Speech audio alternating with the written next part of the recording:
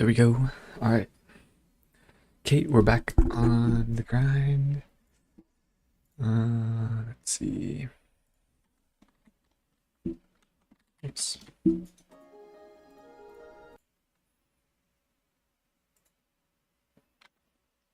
Real quick, I'm gonna do a little bit of stuff here.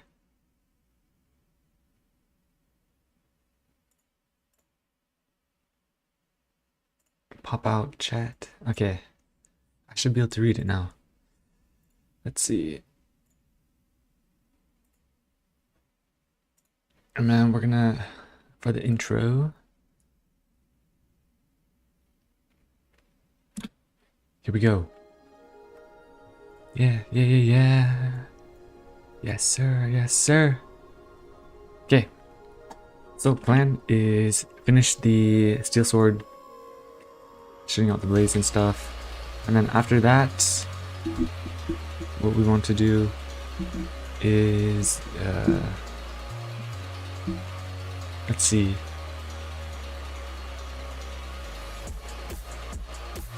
Gold sword, or no, silver sword, I think.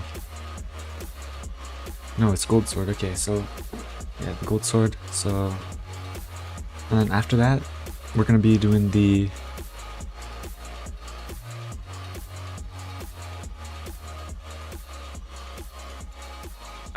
renown, gold renown. Yeah, I think. Okay, let's keep it going. Let's keep it going. Here we go. So what was I doing earlier? I kind of forgot. Let's see, so let me open this up later for later as well.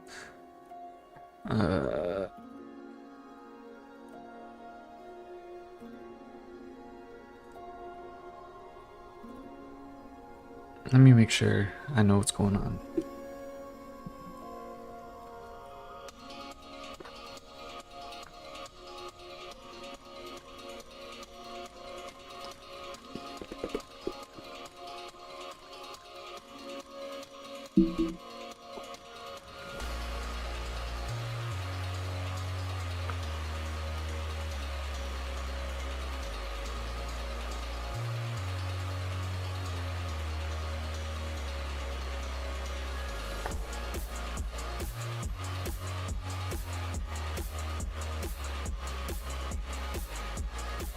Okay. So for the sword, all I gotta do is make it so that when I press the ability, it fires out the whole actual ability. I also need to make it to stop flickering. I'm not sure why that's doing that. Let me look into it actually.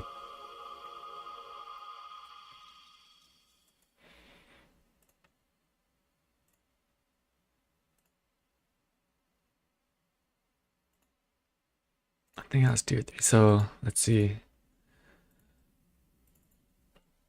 Let me make sure everything's doing it. So blade 1 made, gets transparent. Let me make sure it's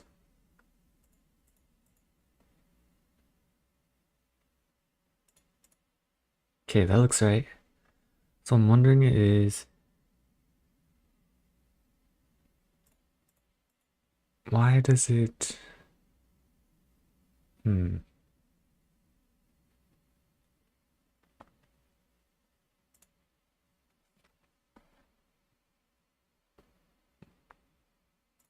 me try again. I wonder why it flickers when the ability ends. That's what I'm trying to figure out right now. So I use the ability 4, and the sword kind of starts flickering at some point.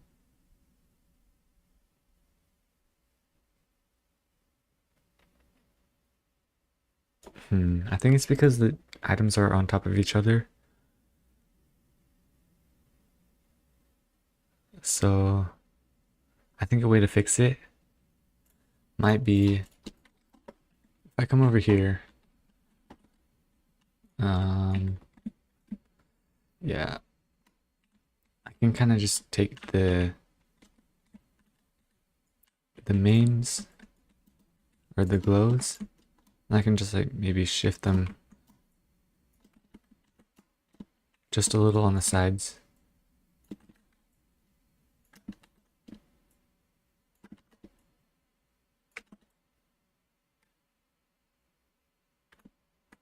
Or not. Wait, let me... Maybe not. I guess it's not that big of a deal, so maybe I'll just leave it. I need to make sure nothing... Okay, yeah, I guess I'll just leave it. So yeah, all I need is this to spawn on ability 2. So I'm gonna throw it into a folder too, so let's see.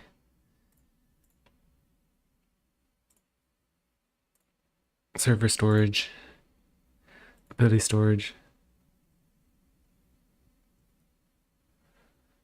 We got all these. So I'm just gonna go ahead and take this, throw it inside of here, and then steel blade. Actually, I'm gonna keep it out here for now, just for testing. Because there's one more thing I need to do on the initialize. Yeah, right now we're just calling initialize, but we need to connect to the setup event. Yeah, we're not doing any of the setup stuff, so let's see. I think I have one system I think it's in this one. Yeah, basically I just throw everything into setup event. And I just gotta do this. And maybe it's a good idea to put this as a function so I don't have to do this every time. Let's see. So I'm gonna do that actually. So inside of here, let's see. Ability scripts. Actually, it would probably be in server scripts. There we go. Inside here, I'm gonna throw in a new function. Function module dot init.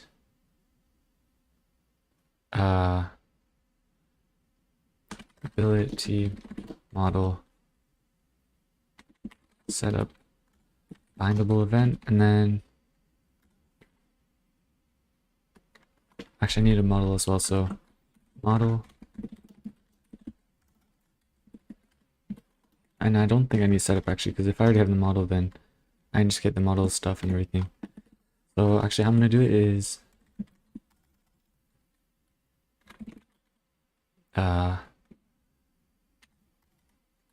I need the event, so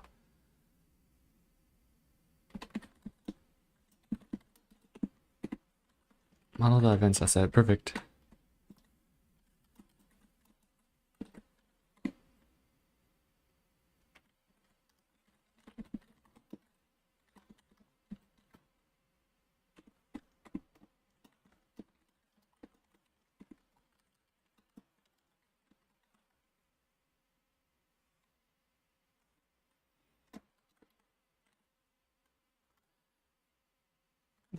And we're actually going to do events dot setup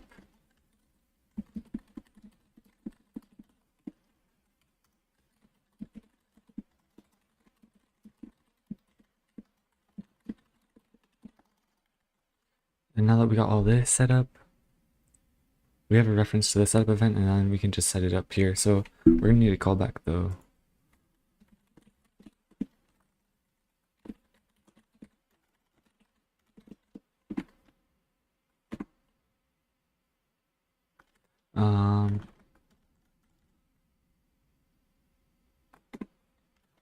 And we run it on event connect function, or we can just connect it to callback. And then what's the one other thing I did here? Yeah, set up value. So we need to get the value as well. So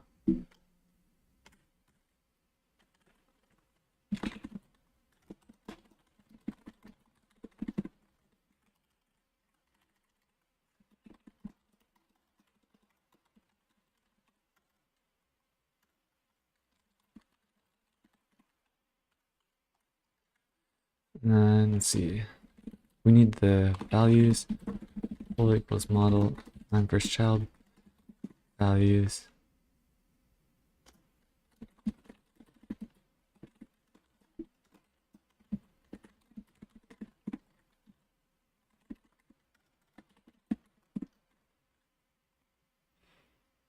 Let me see what I called it. Setup val.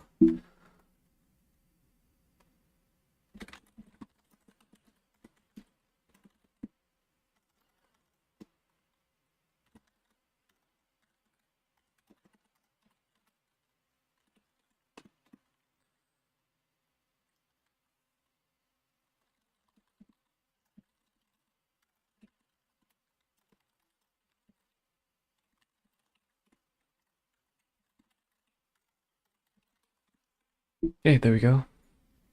And now setup val dot value equals true. I think that's what I did. Yeah, perfect.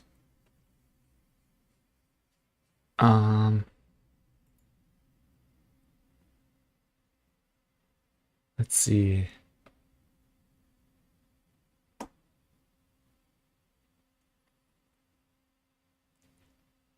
What else do I need here? I do need the destroy event as well.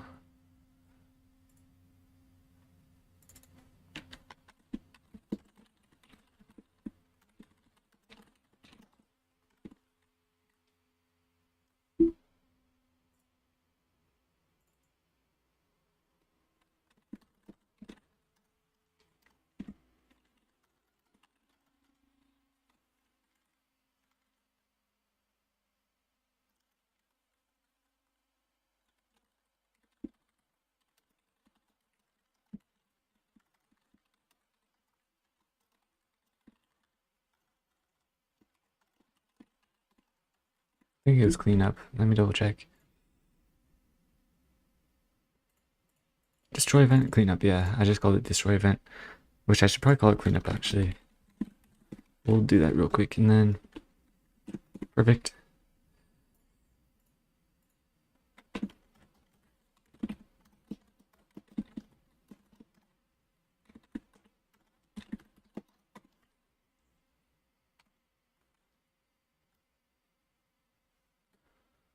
Okay. I think that looks right. And then I should have another function that kind of waits for this as well. So what I'm going to do is I'm going to go to my iron rain. Let's see. So that would be the iron sword. Let's go to the iron sword real quick.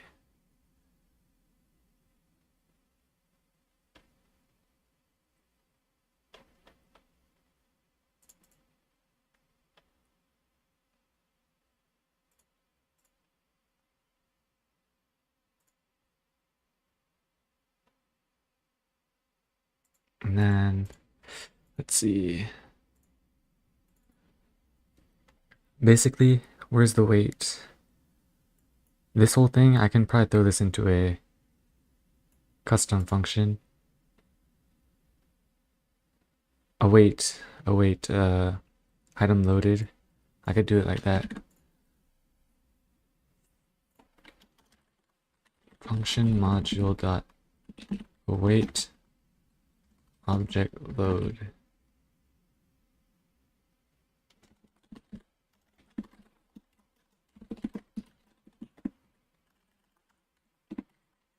And then we can just do the same stuff basically.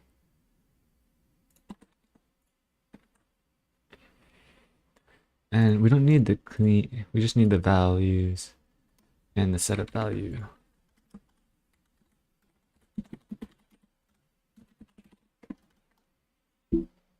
Okay.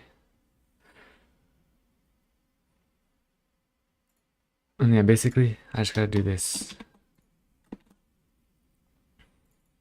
And then model dot, and actually I could probably do setup val. And for this one, ironrain.values dot changed. Dot changed. What is that?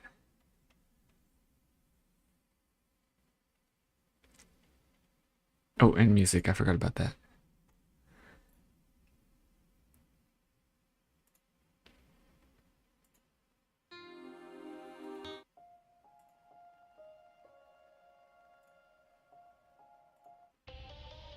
Okay, we'll just throw this on.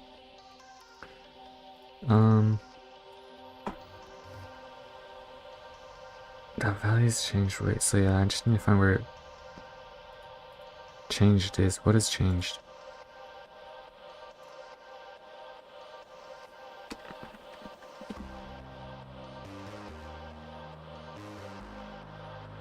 Let's see.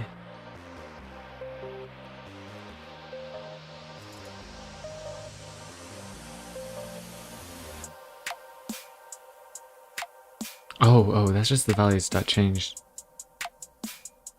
Wait. Wouldn't it be values.setup that changed? Maybe this is wrong.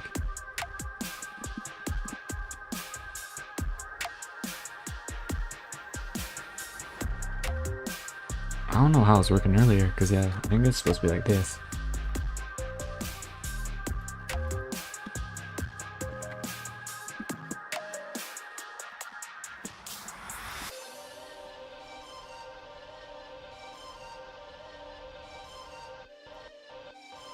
Okay, now that we're waiting,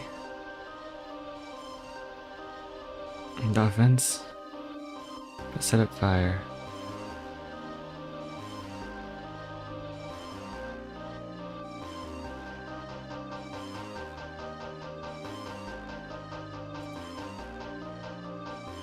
Wait object setup. So yeah, this just awaits for it, and once it's loaded, and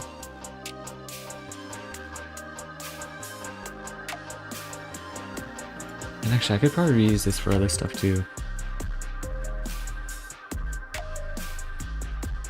Yeah, this isn't like specific to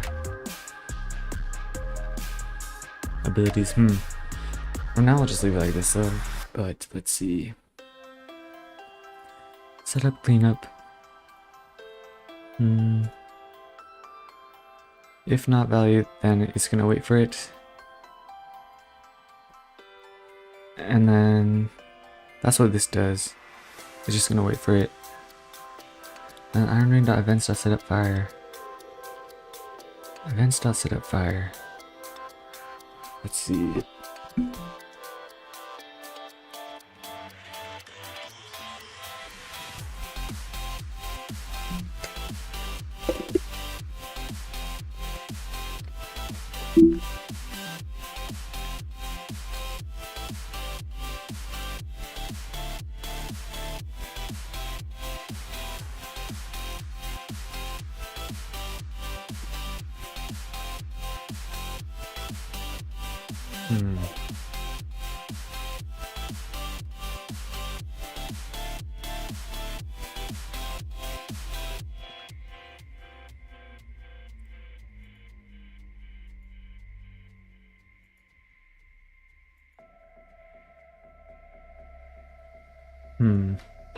It's very interesting.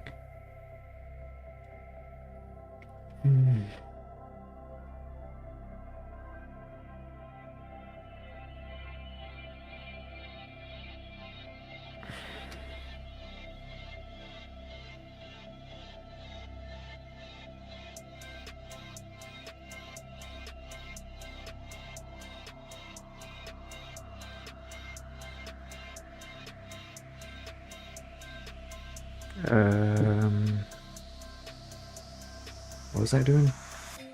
Oh, that's right. We don't need to be looking at that. I don't think I need any of this actually.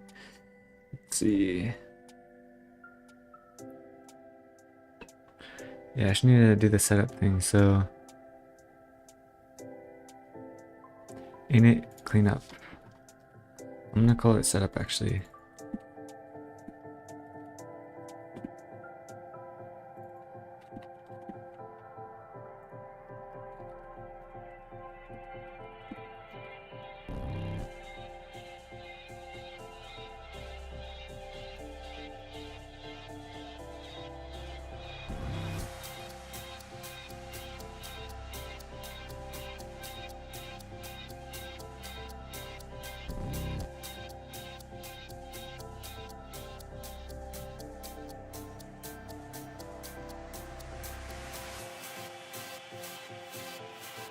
Oh, it is for testing though.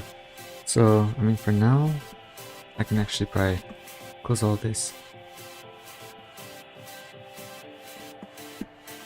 And then inside of here, we're gonna need a value for what direction. So let's see. We need the player though.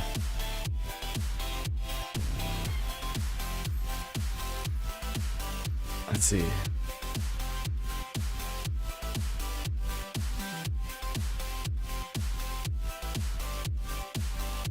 Actually, oh, I gotta go back to this iron sword again. See how I did it. Yeah, because I need to make sure to set the value.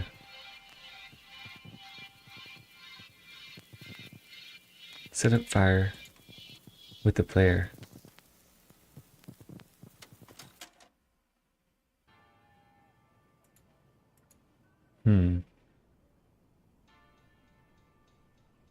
Once you have the player, you can probably do like all the mouse stuff from there. Let's see. This is kind of weird. Let's see.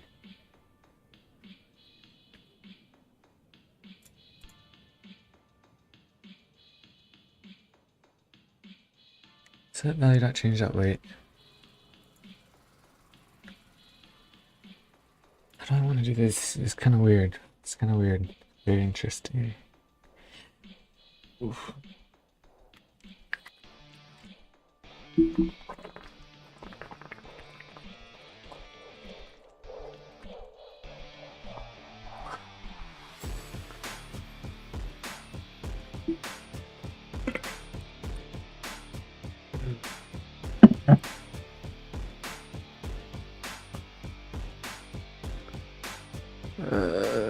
Let's see.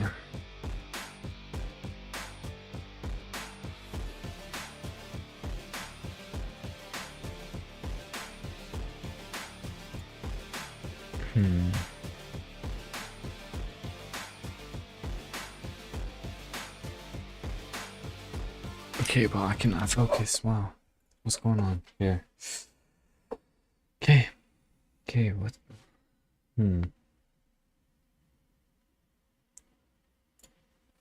Dang.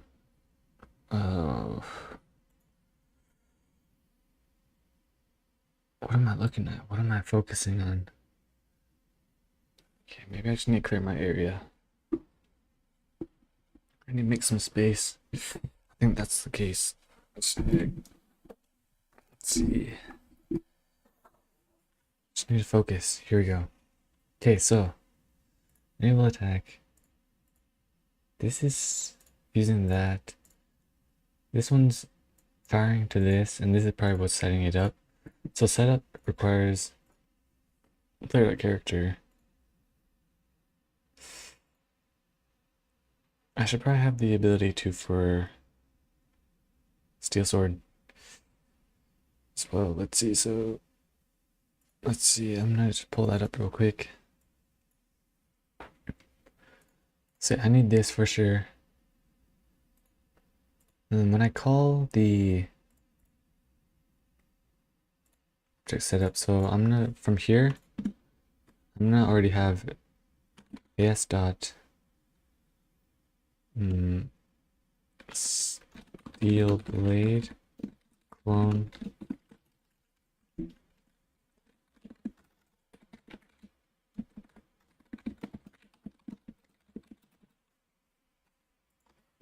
Okay, we got the model.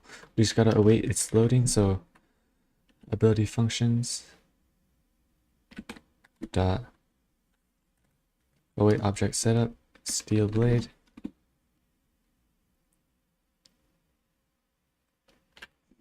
What else do we need? And actually, we gotta pass some parameters. I wonder if there's a way to pass all the parameters, like random setup parameters. I guess I could pass a table of parameters. Let me see if the Roblox has a dot dot dot.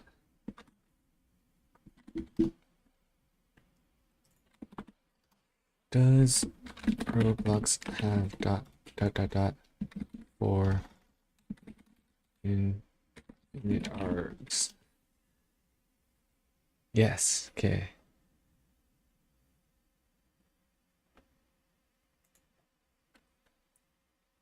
So I'll probably do dot dot dot then. Come on, dot dot dot.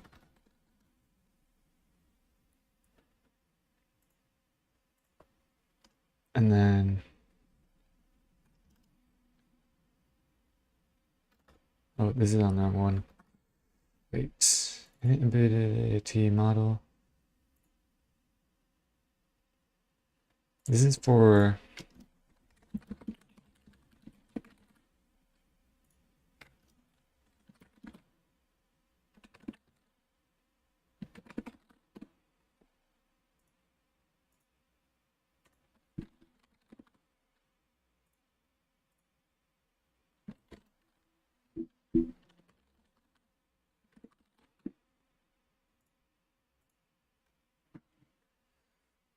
on weapon script. Okay, I'm gonna do it like that. There we go. And so let's see, in args equals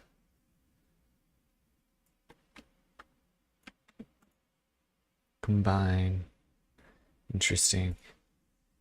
Now I can probably pass them into the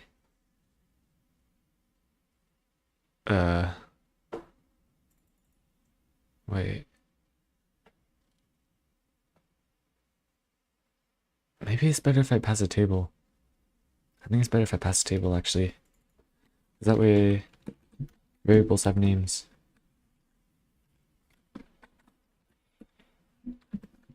What's it gonna be called?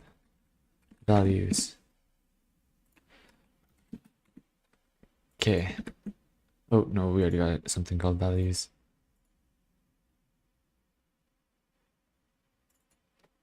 Params. Args.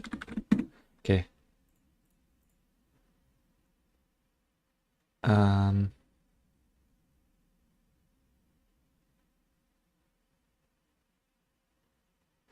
Or no, I think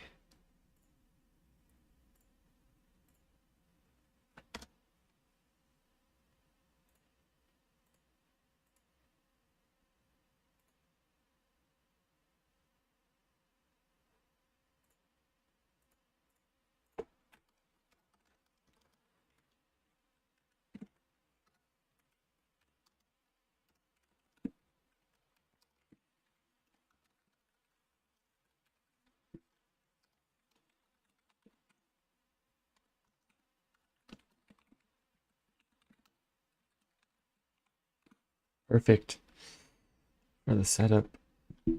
For the setup, event call.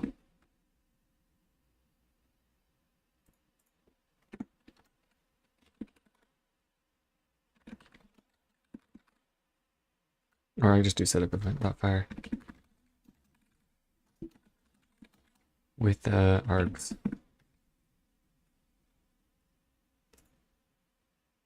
And then basically all I have to do is pass it in like this. So let's see, what do I want to pass? What would I like to pass?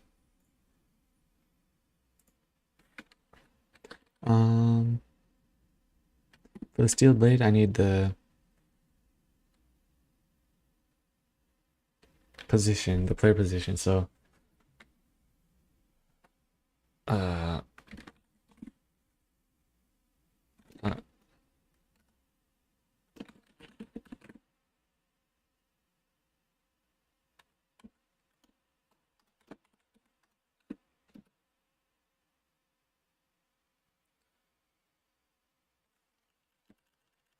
I guess we can do it like this, where it's like in a table.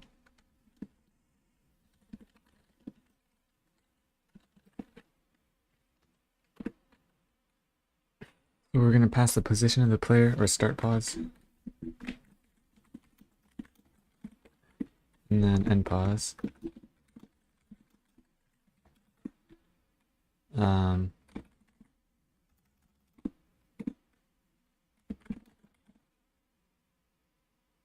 Mouse position dot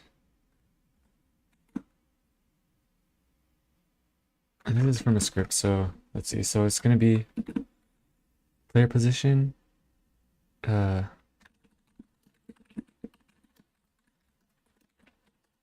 Actually, I'm gonna say this is a variable. Actually,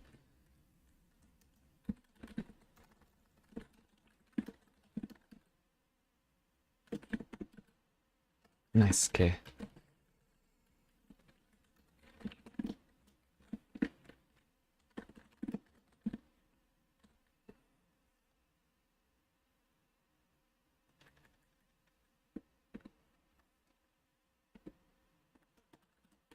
And then I just need a.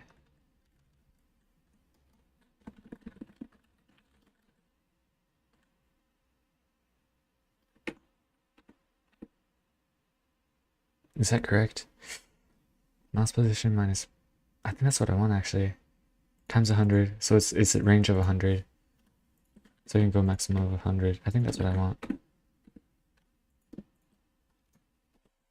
Let me double check it's doing what I want though. So player position plus. This is the mouse minus the player dot unit, so it's just 1 times 100, so it's gonna be 100 distance, but it starts at player position. Okay. Yeah, that looks right. I think that's good. I think that's good.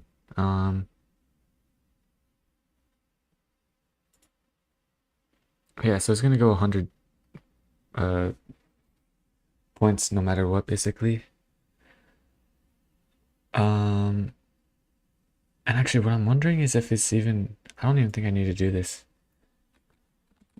I just realized I don't think I need to do that because the blade itself is going in the direction it already knows, so I don't think I need to do all that.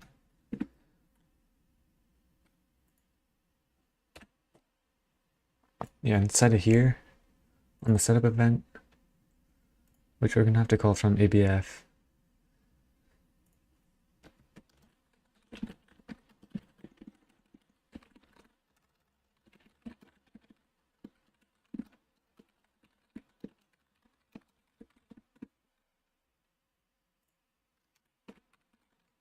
Dot ability model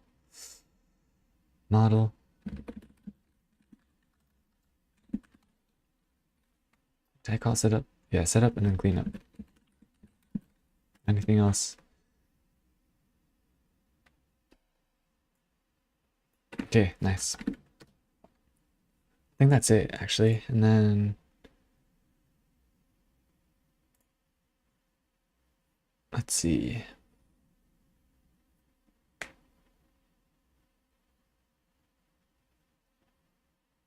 Basically,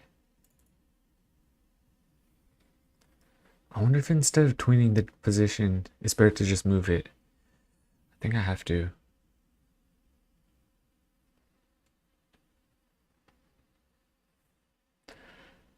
So I'm gonna have to do that, yeah.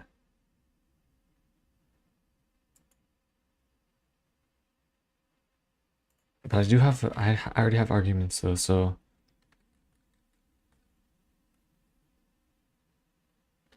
I think with the dot dot dot, let's see. I wanna look at this up actually. I have a table of values. Can I pass them into a function as args dot unpack? Okay.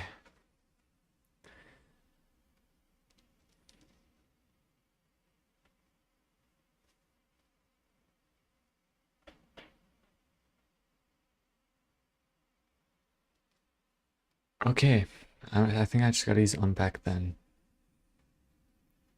Interesting.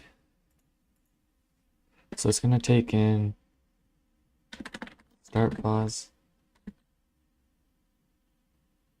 and pause. Let me make sure that's what I called it. Yeah, start pause and pause. if it is key value,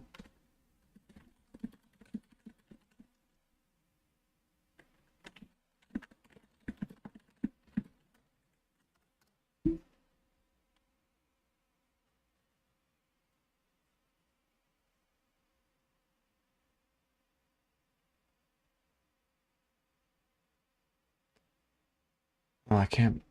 Okay. So if I do it key value,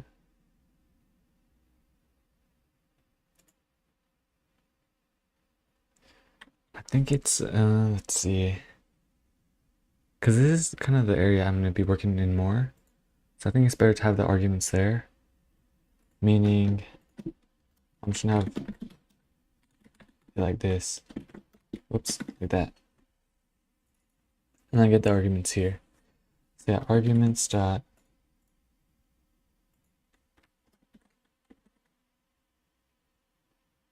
I'm gonna move the whole entire model, so model pivot to, and then args dot start position.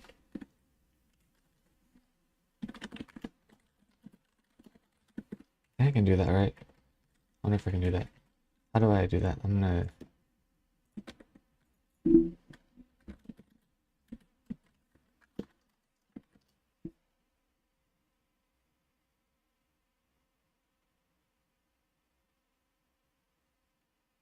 no, I gotta make a whole type. I don't know if I'm trying to do that. I wonder if I can do it like this though. No, I can't. Okay. Yeah, I'm not trying to make it like a whole entire type, so I guess I'll just leave it like this then. I'll just have to remember the names. Pivot to start pause, and then it tweens to end position, which I guess for now we should get it to work, so I'm gonna have this stuff running still, and then setup. In the setup, I'm gonna have it like this.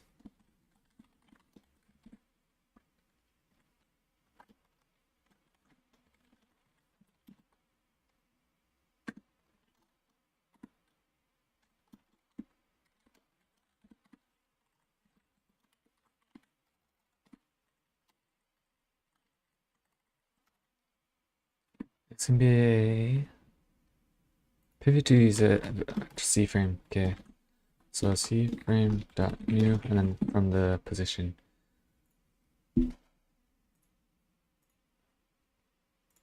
Let's see, start position equals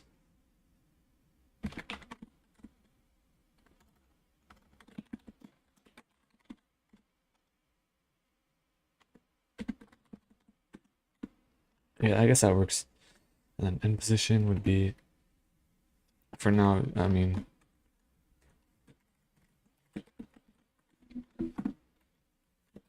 plus vector 3 dot new 10 comma 100 comma 0 comma 0. For now that works. Let's see. So we got all that, and then just gotta run it.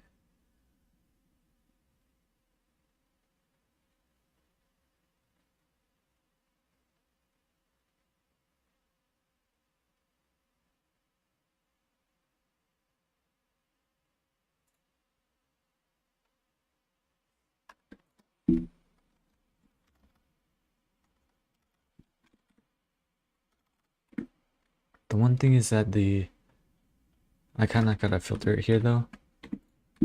So, because I don't want it to move on the y axis. So it's gonna be start from the start pause y axis basically. So local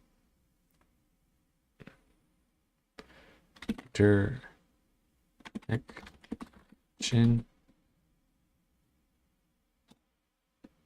vector 3. And I guess actually no, I could tween it because it doesn't really matter. Because I'm gonna set it to 100 anyway, so. And distance, let's see. Travel distance 100. And actually to test it, I'm gonna put this as 1,000, so it should clamp to 100.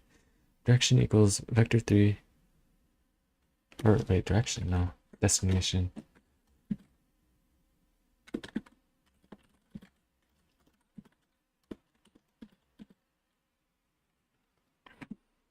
And pause. All right. So now we got that. We just gotta filter it now. So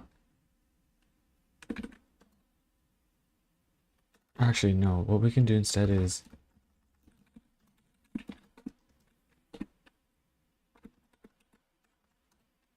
and then inside of here we're gonna do.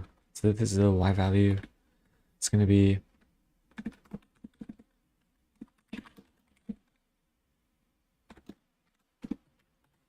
and then let's see.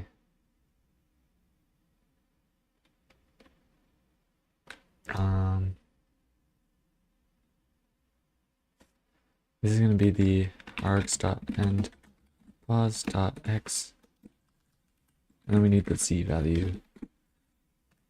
Nice. And now that we got destination, we gotta filter it now to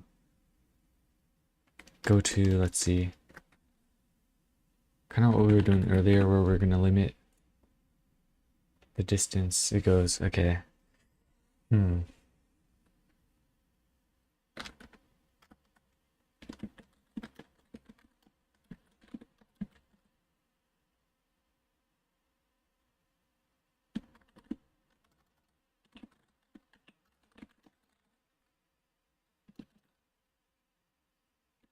Nice, perfect.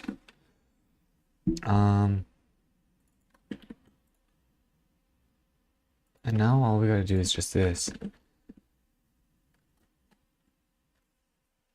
And everything else I think it can stay.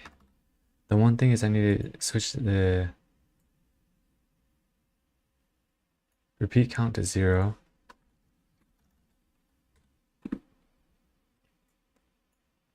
Divided by 35. Well, it's gonna be 100 every time, so I can just set it to like 5 seconds. And it takes 5 seconds, so once it sets up, it runs for 5 and it destroys itself. So maybe instead of 5, it should be 4. So it destroys itself early, and it runs the in between, which is fade time, which is 2. So it should be 4, and this should be. Wait, let's see. So I'm gonna have it be 5.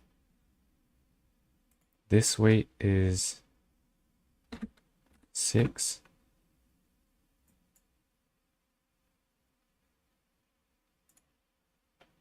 And then I'm gonna change this to 1. Or no, fade can be 2 actually. This is gonna be 7 though. Or no, this is gonna be 4, 3. Because this has to be faster than that. Okay, I think this should work.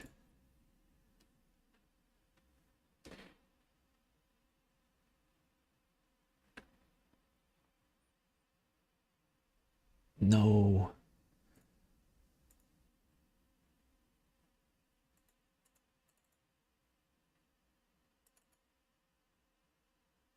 Oh, that's why. Okay. Nice.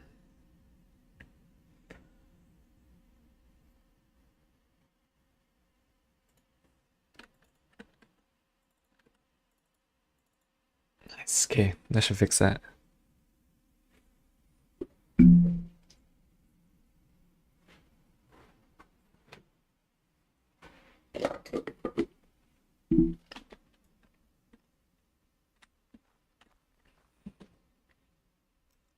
Nice. Okay. It's kind of slow though. It's kind of slow. So I'm gonna make it a little faster.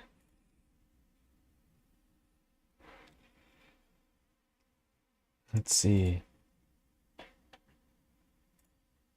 Fade time 2, that's fine. I'm just gonna set these to like 3, 1.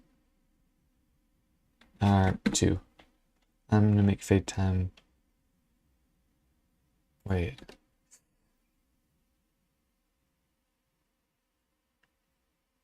See, I can't make the fade time too slow, so it's gonna be, or what I could do instead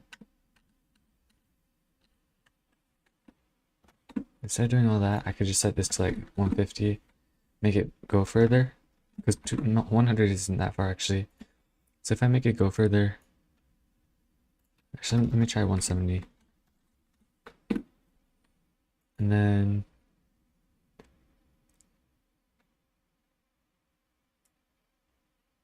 all we gotta do now, since we just gotta get the mouse position from the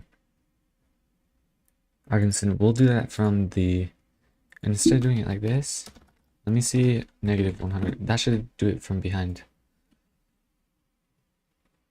Away from the river, I mean.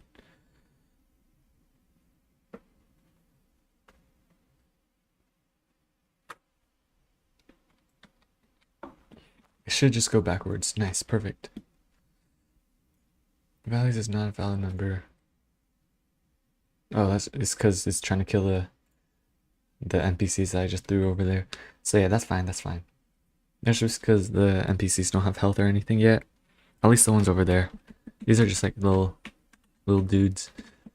Yeah, and it was trying to kill the Flash. Where's the Flash? This guy. Yeah, so he's just like a test subject. He doesn't have any values or anything, so that's why it erred. But that is probably a bad thing to err on, so I think I should probably fix that. I'm wondering why I thought that it was a player though. Is it because it had a... It's probably because it has like a humanoid inside of it or something. I forget how I coded it, but... Okay, so yeah, the positioning is working and everything. I just want to see if it goes diagonal as well. So I'm going to try something like this to see if it goes diagonal.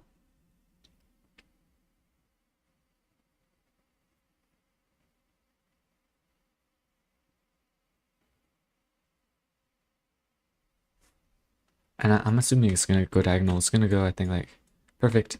That way. Nice. Yeah, and so it does, like, go through the ground and everything, which, that's fine. I mean, I wonder, should it destroy itself if it hits the wall or something? I don't think it should, because maybe it shouldn't just go that far, because that was pretty far, actually. So maybe it's just slow, but it goes pretty, like, not that far, because it could be OP to, like, shoot through, like, walls and stuff. It's also not going to be like an ability that does a ton of damage though, so let me try 120. They should go slower and go less distance.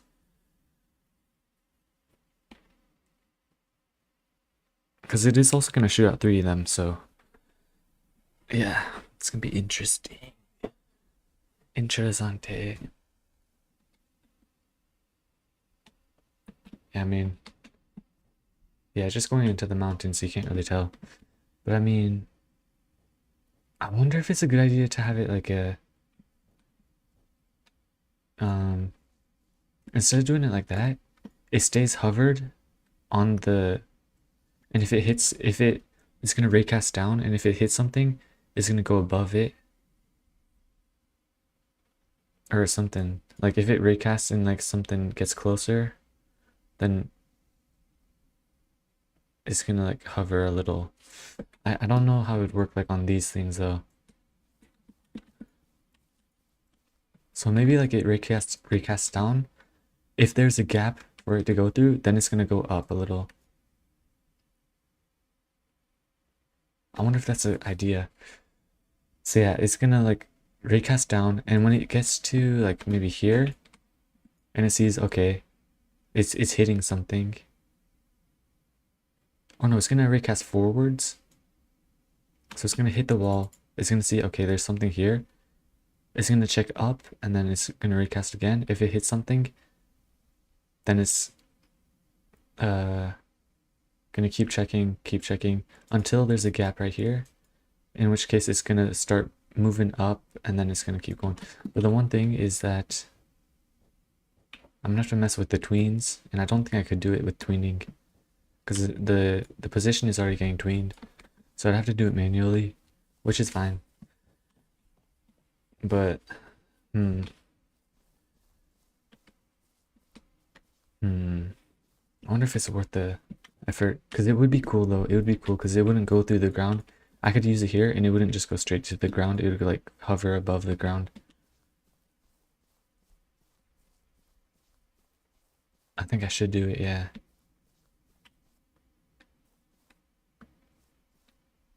So it recasts down and to the front.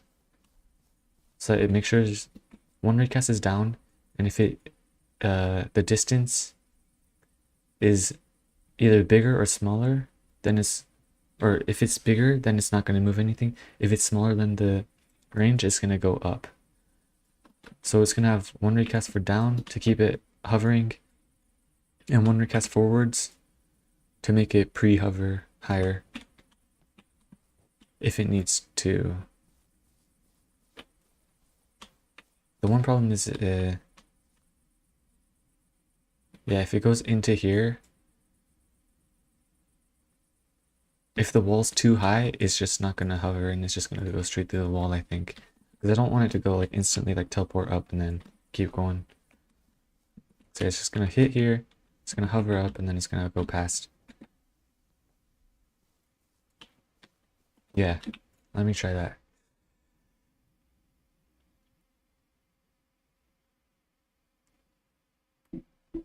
And then if I can figure this out, then I can use it for future abilities as well, because I feel like that's something that might like come up later on as well.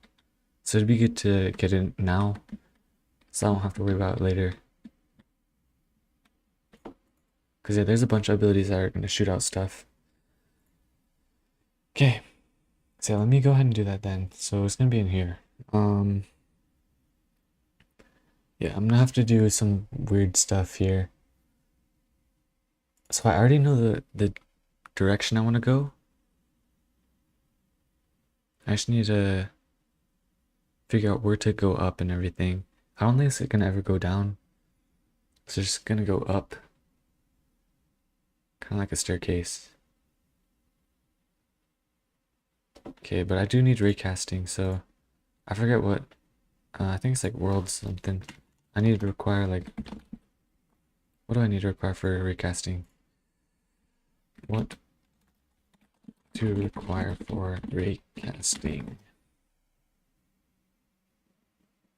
Built-in workspace raycast. Oh, okay. I don't need to require anything. Nice.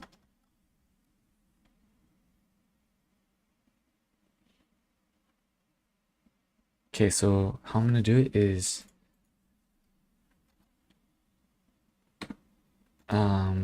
where should I do it actually? I'm gonna have to comment this out. And I think inside the loop I'm gonna do the positioning as well. Oh, this is weird though, because now I can't do it like this. So I'm gonna have to, instead of doing it by distance, I'm gonna have to do it by speed. Because I'm not trying to do like a bunch of math.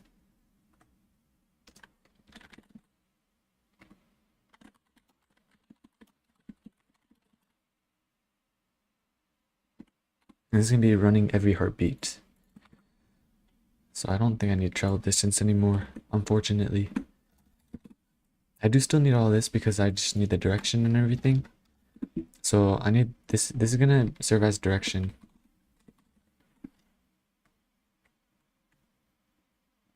And I don't think I need this because I just need it as a direction. So I need the end pause minus start pause, which is the direction, dot unit, which gets it as a value 0 through 1, I'm pretty sure.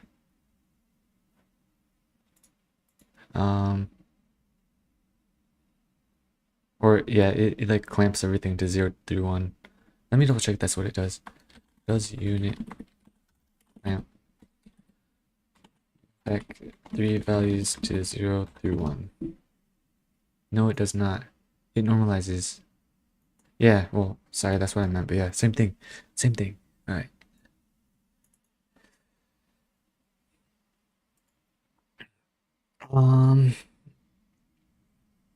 So yeah, it basically just maps it to 0 to 1.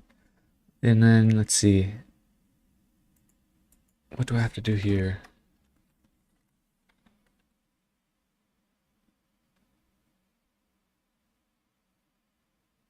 Hitbox dot position plus equals. Yeah, I think that works. Let's see how fast it is. I don't want it to be super fast.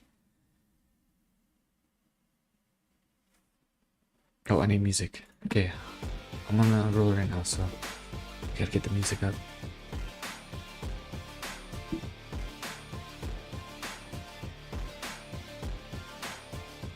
Is it even moving?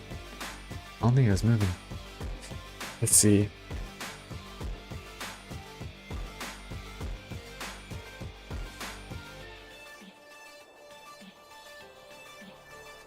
Yeah, I gotta boost this thing up a bunch, I think. Let me try 100.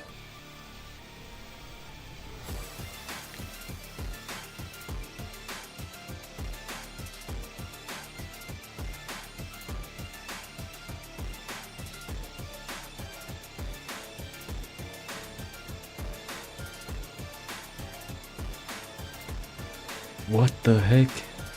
That's kind of cool, but that's not what I was trying to do. Okay, I think I know why. It's because I'm initializing the values every time, I think. Let me see, let me see. Direction. Position plus equals. So it's not rotating anything, I don't think. But it is. Oh, the thing is getting rotated. Or, wait, what?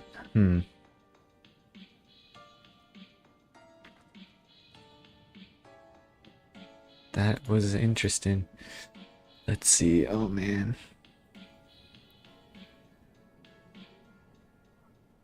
What's getting rotated? So, these are getting rotated.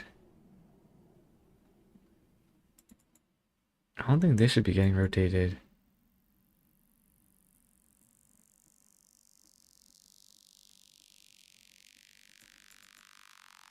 Direction.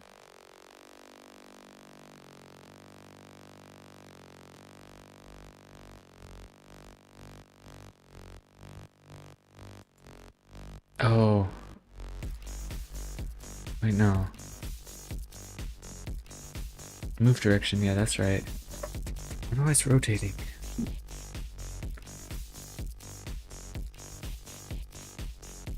What's getting rotated here? Let's see. I'm gonna actually ask ChatGPT and see what's going on.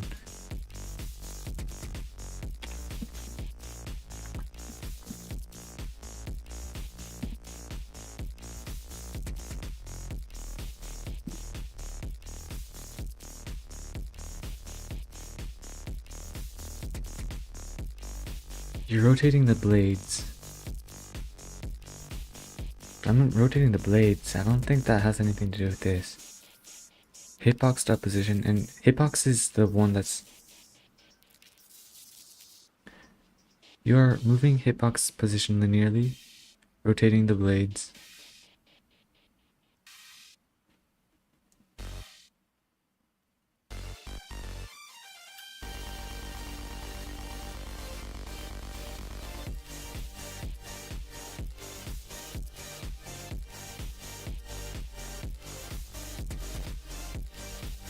Rotation plus translation.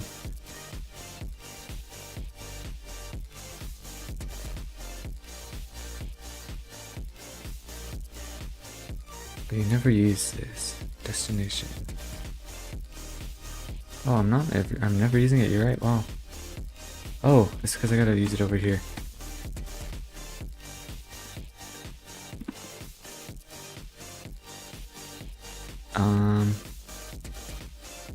Correct fix. Move C-frame.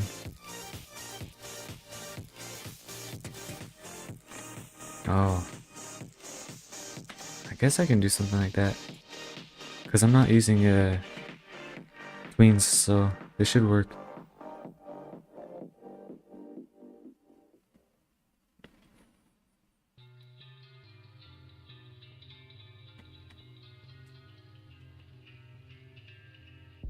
No, it does not work. Dang. Okay, let's see what's going on then. Let's see what's going on.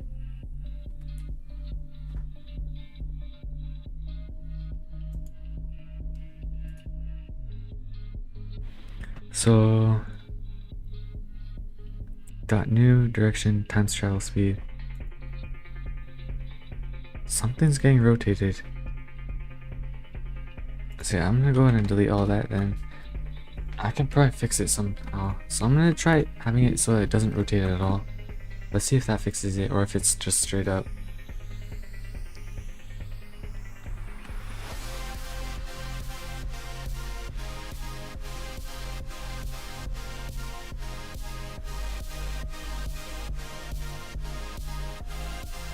Let's see.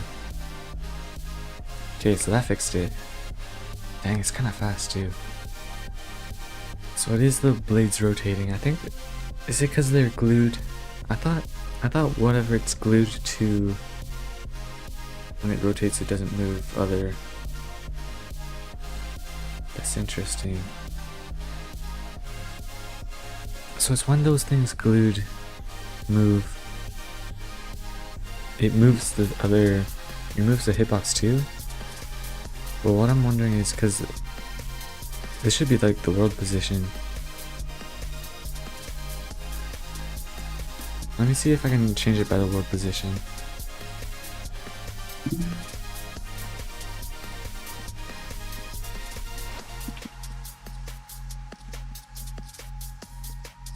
I think it's because I'm changing it by local position. Position is already world space. Okay. So then why is it still rotating then?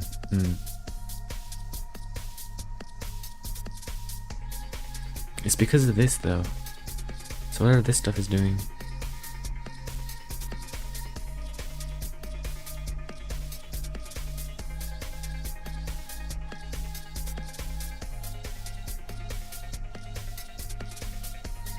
It's not like I'm setting direction again, so.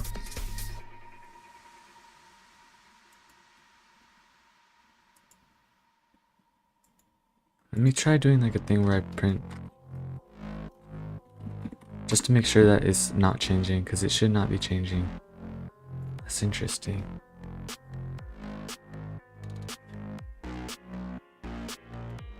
Now I'll try printing the hitbox direction as well to see if it. I don't know if they would change anything, but.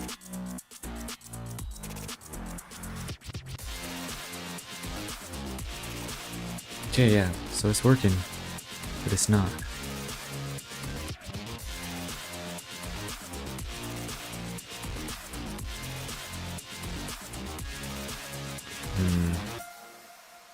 So that one's working.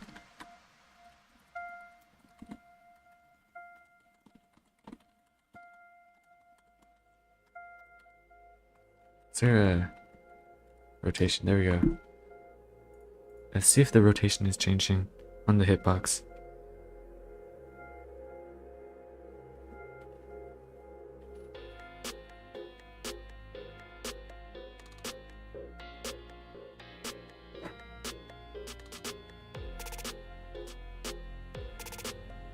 It is changing. Why is it rotating? I thought only the blades were rotating. Did I set it up so that everything else is... Let's see.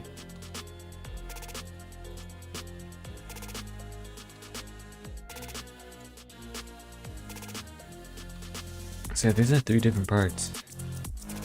Oh no.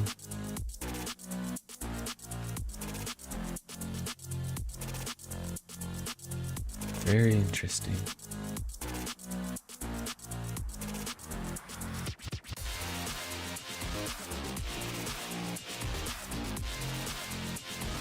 Where did the thing go?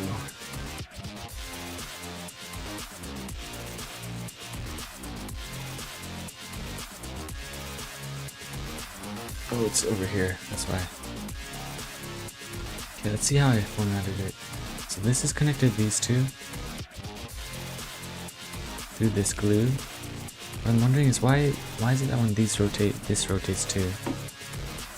When an object is glued to something else, if it moves, will the other move too, and vice versa. Yes.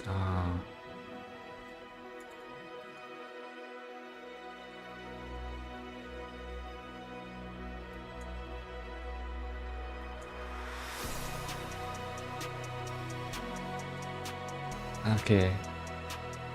Manual C-frame welding. I think I should be doing that.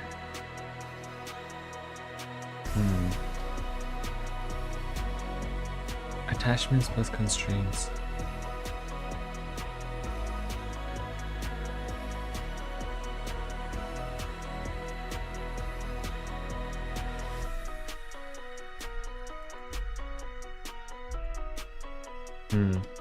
Alright, I guess that makes sense. So basically when I'm rotating these, it rotates this too.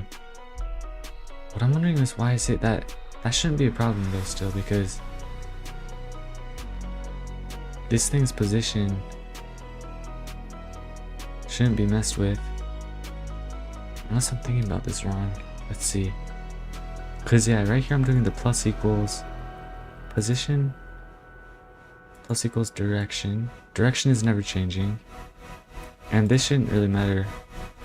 Let's see what I say. Yeah, it's just a number. And this is just a number too.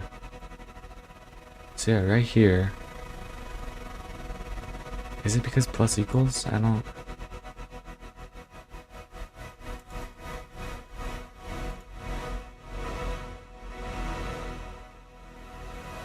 What's hitbox position? Is that a C-frame?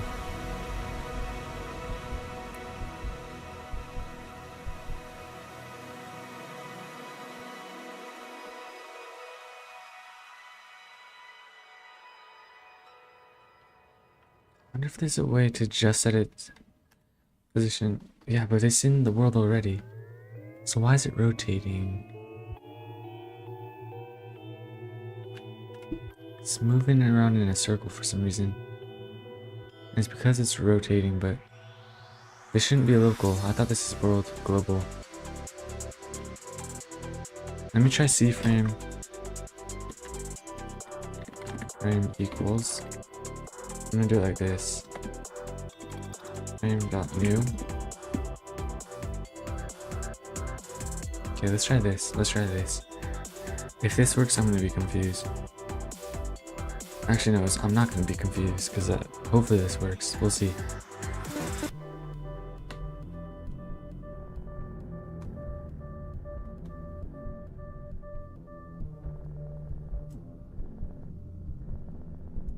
Workspace. Vector 3 expected.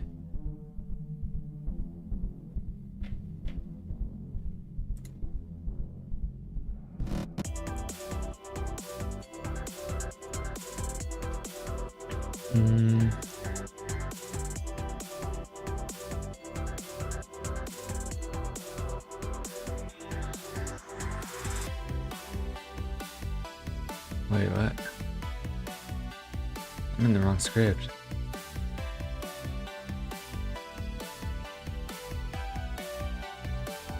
Vector 3 expected got C-frame.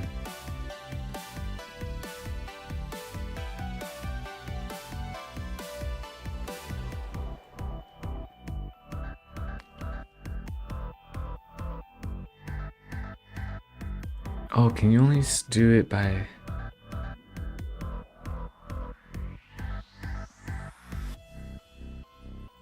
Because this is a vector. So maybe it's like this. I don't know. I guess, yeah, it wouldn't make sense to be able to add C-frame.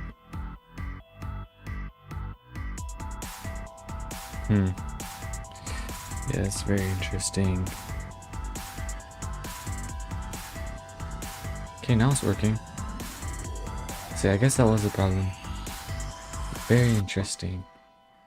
So I guess position isn't global, it's local. I thought it was global, like the world's position. No, but it... Very interesting. I guess like the plus equals like takes into account the rotation. Which is good to know, but like, why does it do that? It's very weird. Either way, we got it to work. I just gotta make it a little bit slower. I'm gonna set it to like 40. And then with that we can start doing the whatever it's called, the hovering stuff.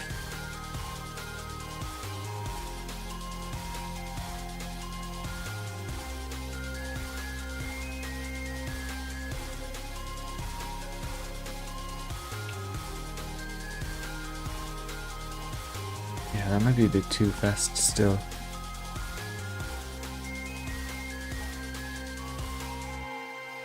It's also, I can't really tell because the whole world just keeps loading in. I think I need to make a test world. I think I gotta do that, so... Oh, I wonder if there's a way to do that. So that, like, this whole terrain doesn't load. Is there a way to, like, disable this? Let's see. Because I think this is, like, the reason why it's kind of lagging a little.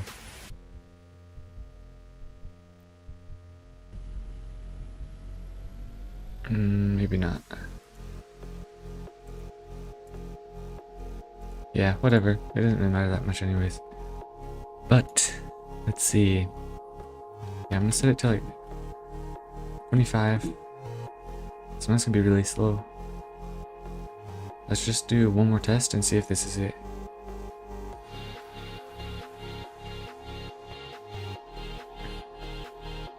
And then I'm gonna also need an impact for like when it begins, so it doesn't just like appear out of nowhere.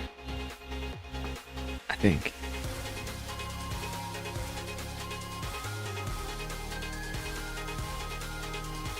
Yeah, that's good. That's good. That's what I was going for.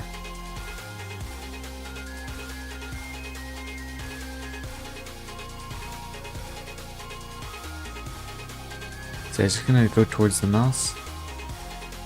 Or I guess I should just go towards the player's direction. Yeah, I don't know because, it's not like it's following the mouse anyways, so... Yeah, I mean... Either way, I guess it doesn't matter.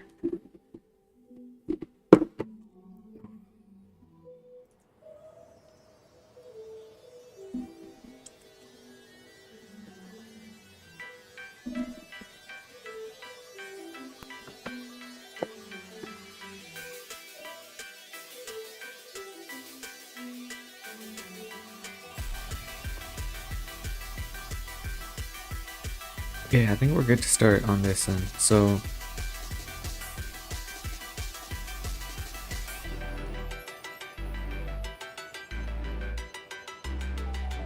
And then I mean like... I think this is it, right? I bet I could probably start testing this too. Maybe later though.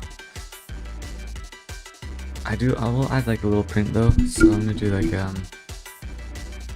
print ability 2 on. Okay, there we go.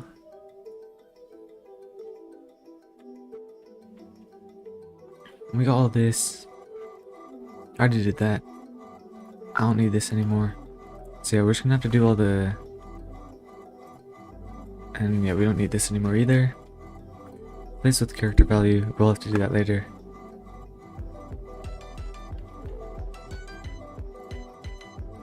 And then yeah, all this we're gonna also have to...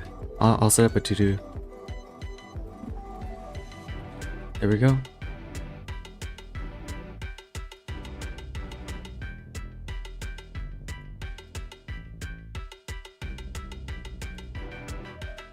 So basically every frame is going to do a... I don't know if I should do it every frame actually, just because it might be a bit expensive.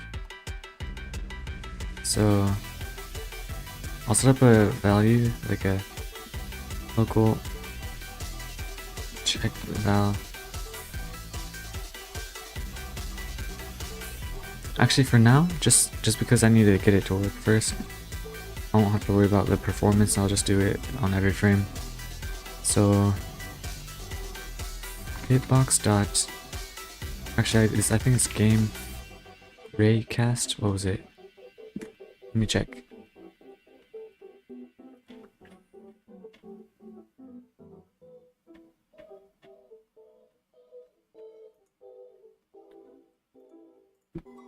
Roblox raycast.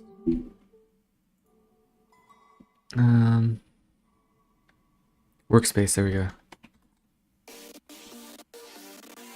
Raycast and what are the arguments? Origin, direction. So origin would be, let's see, hitbox dot position. Direction would be straight down, so vector 3 dot new 0 comma negative. I mean, it says direction, but does it want the full thing?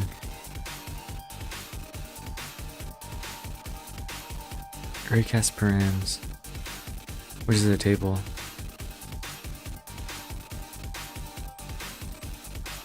I wonder if direction is a direction or is it the distance to I think it's the distance as well, so I'm just gonna do a raycast of, it's gonna hover seven parts above the ground, I guess. That's how I'll do it.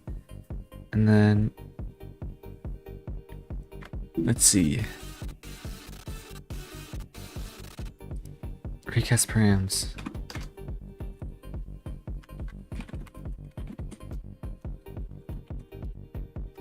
Let's see what arguments it takes.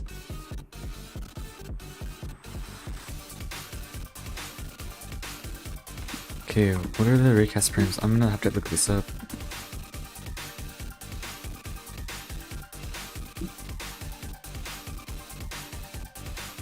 Okay, so filter descendants.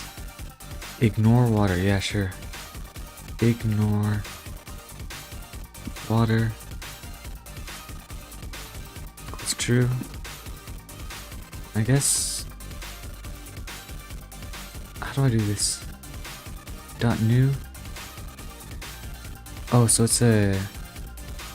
I guess I can't really do it like that because it's arguments. So filter descendants.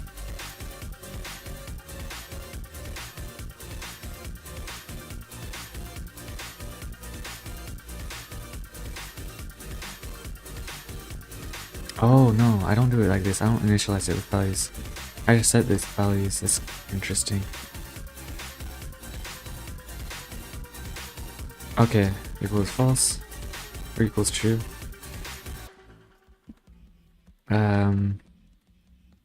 Brute force all slow.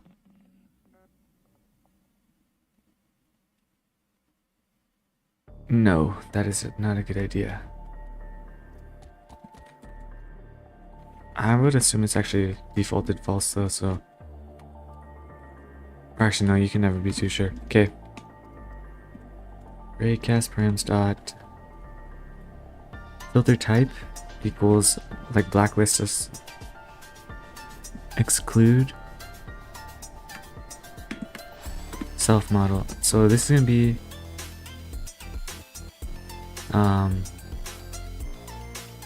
model and then player dot model.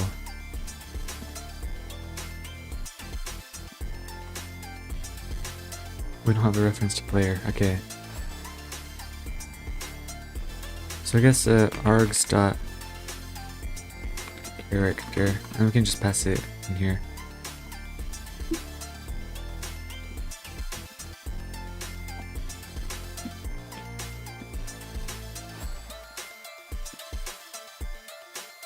There we go.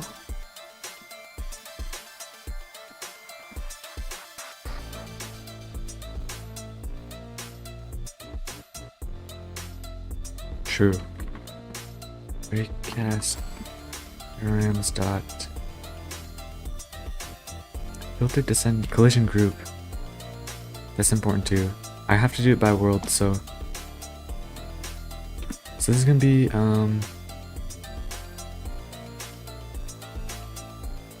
basically world objects. So it's gonna be, what was all my, let me see, this is not what I was trying to do. I think it's in general. Yeah, collision groups. Okay. World. I think it's world. So let me check which ones are which. So world is able to interact with the player.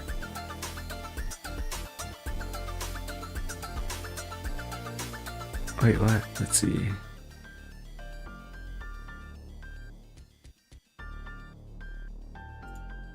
Yeah, this is kind of confusing. So world can touch world and default, everything else is ignored. Yeah, that's what I want. Okay. Group equals world. Let's see what else there is. Filter descendant instant. Respect can't collide. Yeah, that we already did that. Collision group. We just did that, yeah. Okay, nice. I think that's everything. And actually, we can actually ignore this because this is gonna be already a... We don't need that actually, yeah. Because we're ignoring it already because it's in a different collision group. Nice, that's always good. So we can use this recast params as this, so... Kinda like that. Let's see, what else do we have to do? Whoops. Wrong thing. There we go.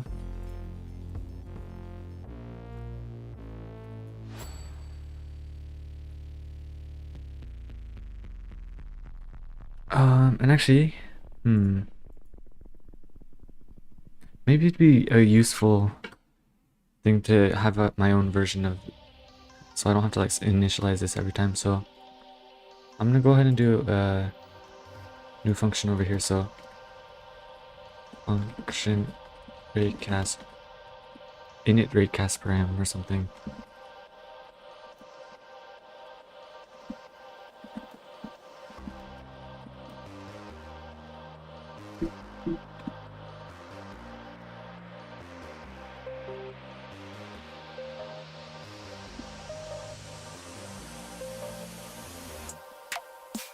Okay, I think that's about right. So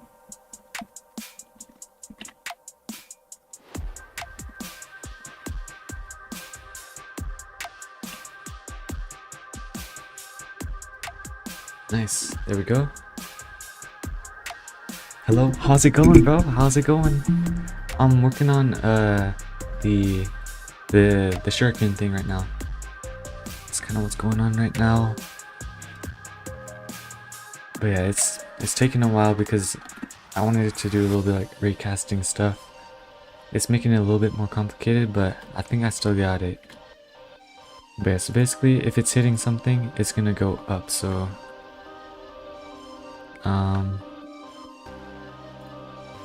local up speed number equals 0. And actually I think what I'm gonna do is if it hits anything, it's just gonna start going up. For now at least. So up speed equals that, and then local up up acceleration equals maybe like a 0.2. So it's gonna go up 0.2 every time, and it's gonna fade back to 0 once it's not hitting anything. So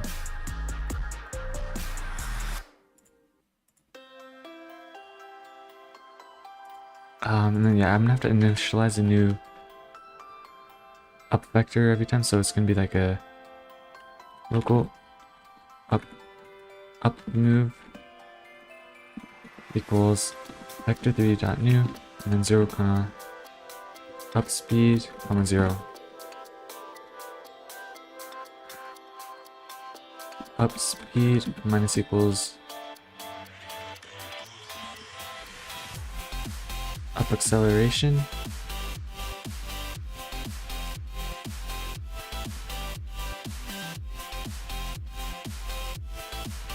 and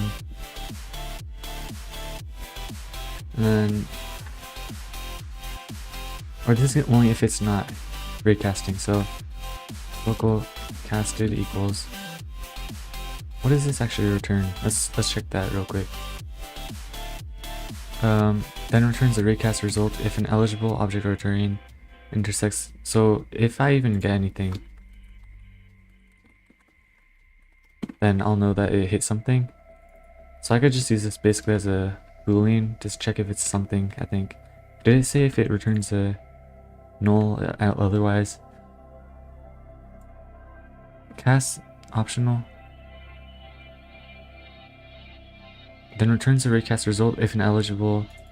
If not, then I'm assuming it returns a null or a nil value. So we can do it like that. So yeah.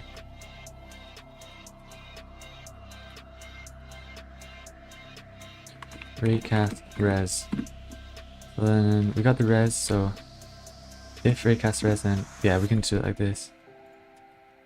Else then it's gonna start going down.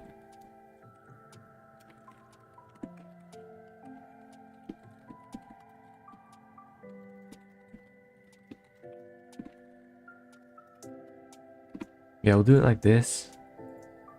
Let's see if this works. And then, oh, we also need to put this over here. Let's see if this works. Okay, here we go.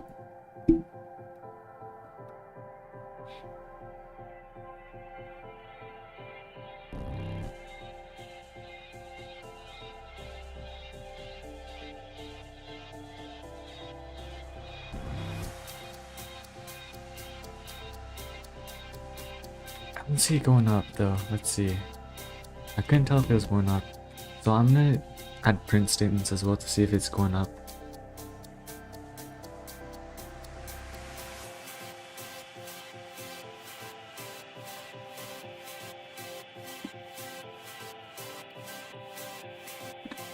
Okay, let's see. It should start printing up when it hits like the mountain, and it should start going up. I didn't see it go up though, so that's kind of interesting.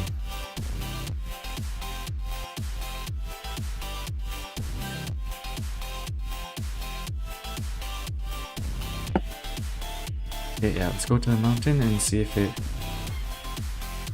Oh, so it's going down. When it's inside of the mountain, it goes down. That's interesting. So instead of going up, it just... I wonder if it's because inside of the mountain... But this should have a collision group default, yeah. And I think... Yeah, the world collides with default. That's interesting. I wonder if it's in the parameters.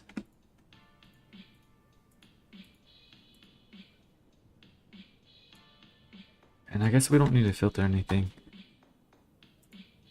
Brute force also, maybe it's because of this. Let me try ignoring that. Let's see.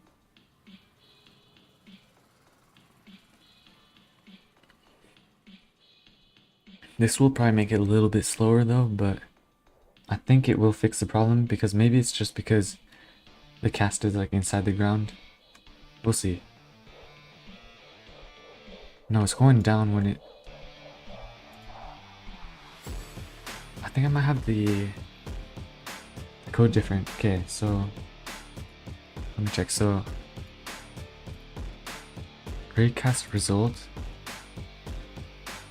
So it's printing up. Otherwise then it prints down. So that means that it's giving nulls when it's inside the mountain, meaning it has nothing below. Okay, let me try asking. If I raycast from inside of terrain, will it hit?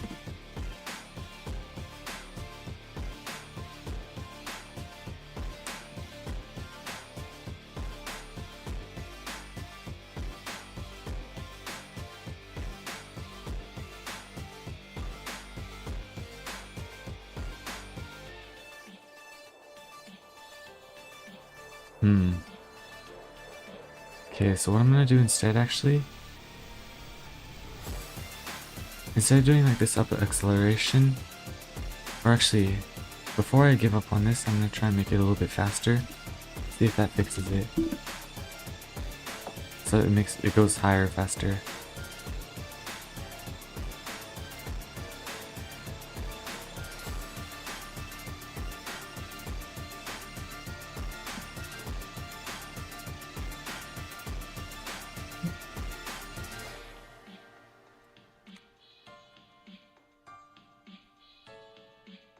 Yeah, it didn't even go up. Okay, I'm wondering why it didn't go up. Let's see.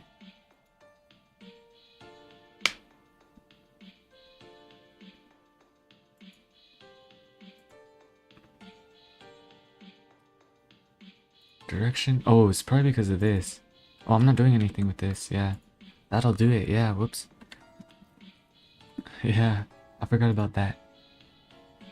Oh, and actually, I gotta multiply by everything, so by delta time, so I gotta put them in parentheses, I just realized.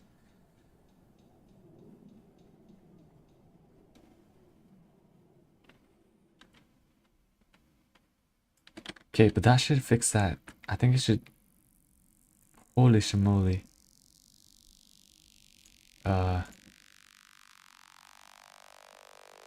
Yeah. Okay, maybe it's got a little bit of work to be done. So I don't think it needs like a whole acceleration thing or anything. Instead, I'm just gonna set to like 0.2. 0.1 is just gonna go up 0.1 every time.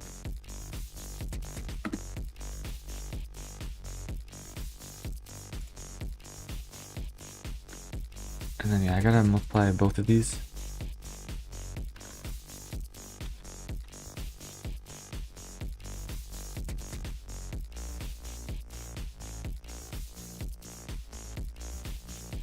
One thing is, let's see.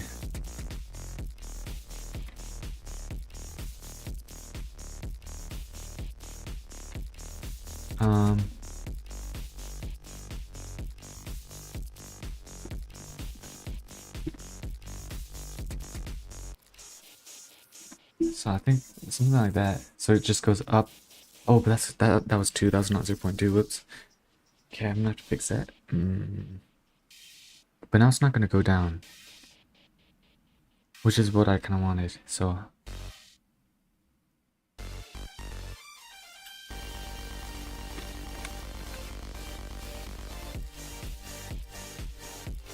yeah, maybe that's a little bit too fast.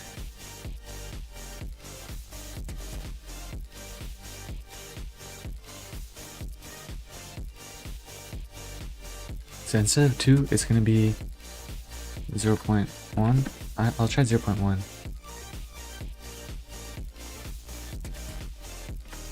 And I don't think I need the variable over there. I'll just set it up here.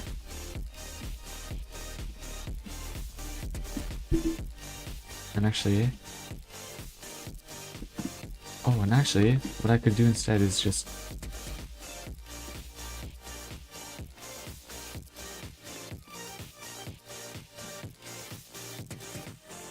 and 0.1 else 0. And then I don't even need any of this, actually. Let's see how that looks. Okay. Come on.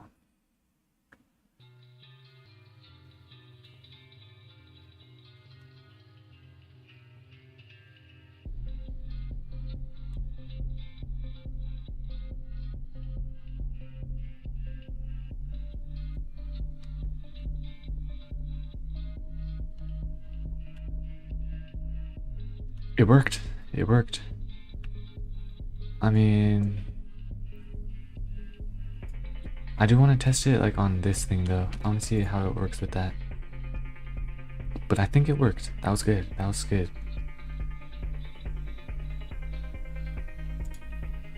Yeah, so like for super steep mountains, it's probably not going to work super well. It's just going to go straight through. Which I guess that's fine.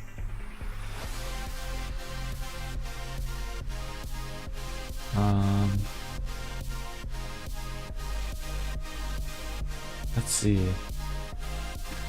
So yeah, I'm gonna set the wait time to like 9 so I can get in position a little bit faster. And then I'll shoot it out and then we'll see how it goes.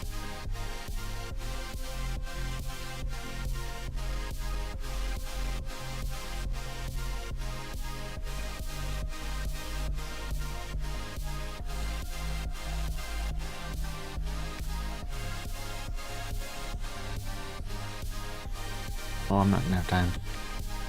I'll use these not valid. Oh, but that, yeah, that's expected. And I think 7 might be a bit too high. Let's see. Yeah, because that's higher than the player model, so it's gonna be like floating above the players. So I think the raycast, I didn't think about this, but it should be like maybe like 2.5, because that's like in the middle. It's gonna hit everything if it's at 2.5.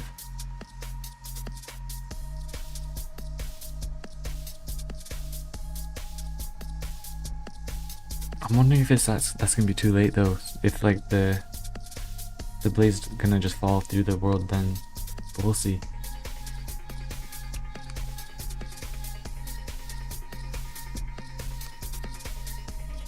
Oh, whoops. Let's see. Oh, I can't really tell. I need like a giant wall. I'm gonna set up a giant wall right there so I can test it.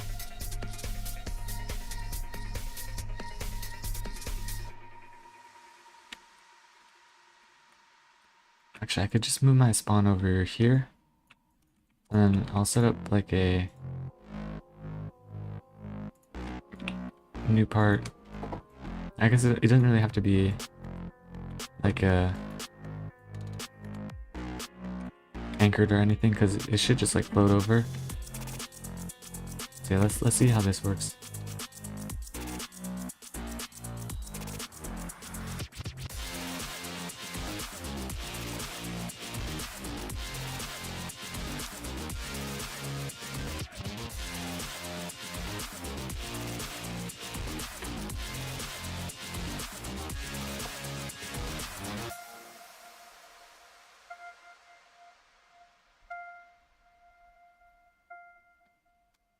Oh, okay. Oh, but that's right. I have to do the one on the front as well. Raycast on the front so I can kind of predict the front as well. So yeah, there will be two raycasts, one for below, one for above, and basically up move is gonna go increase higher if both of the raycasts are hitting. So I'll have to do second. So.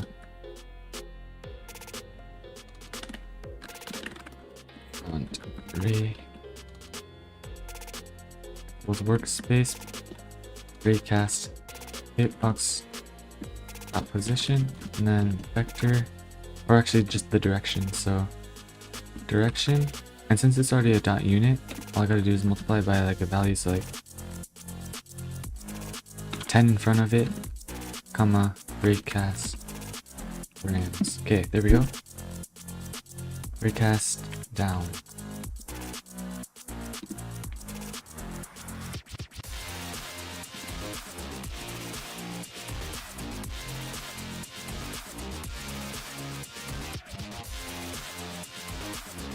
I wonder if there's a way to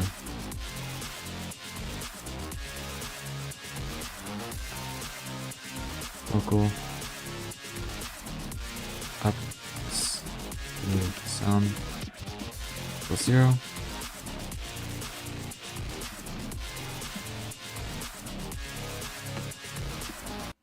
Oh yeah, perfect. And we're just gonna use this actually.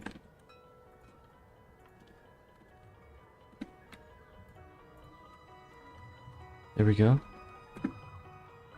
And then yeah, so basically what's gonna happen is it should start moving up once it's about to hit a wall. So it's predicting the wall basically. And hopefully this works. Hopefully this works. Come on.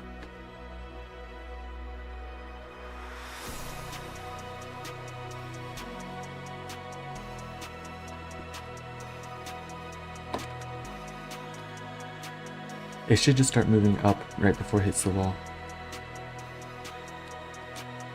I mean, like, I can't really tell if it did. Maybe it has to predict a little bit further out, so let me try that too.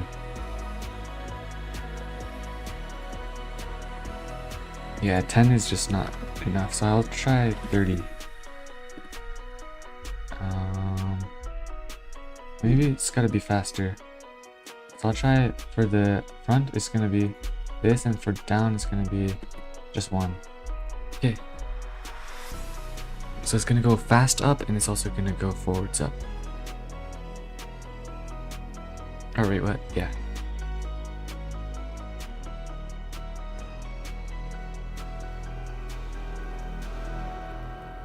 Please, come on.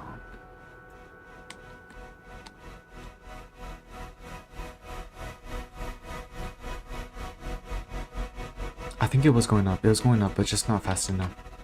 So I think it has to go up a little bit faster for the front one. And it also has to...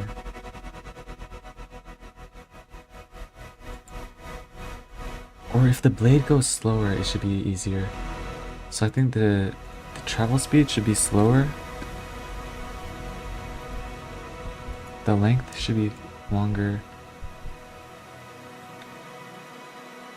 So it's gonna last a little bit longer. So it's gonna last for 4 seconds.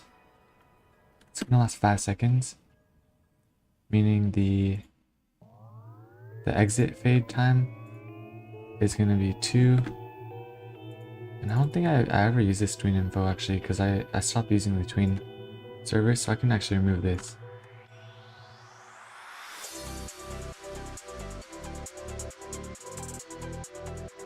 Waits this amount of time, and it runs destroy.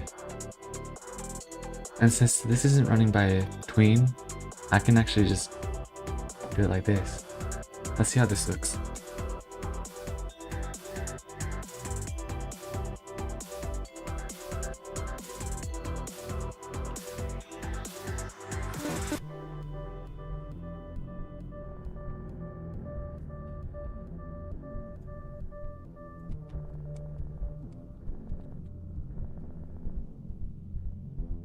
Come on.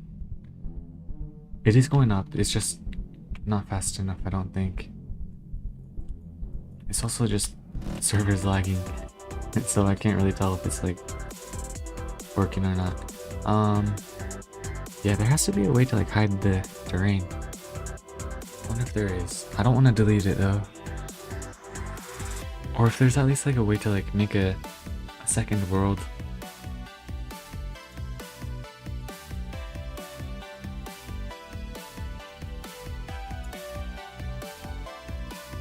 Yeah, I guess I could just turn that off for now because I'm just testing. Also lighting, I don't need the lighting either. So I can transfer this back to my lighting folder. So it's gonna look a little bit weird, but I think it's gonna run a little faster. Which I should have probably done this in the first place.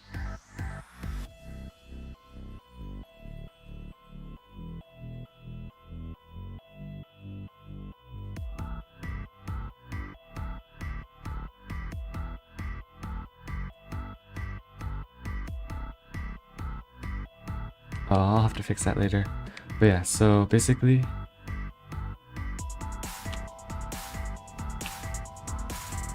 okay, it's going up, it's going up, it's going up. It's just not fast enough.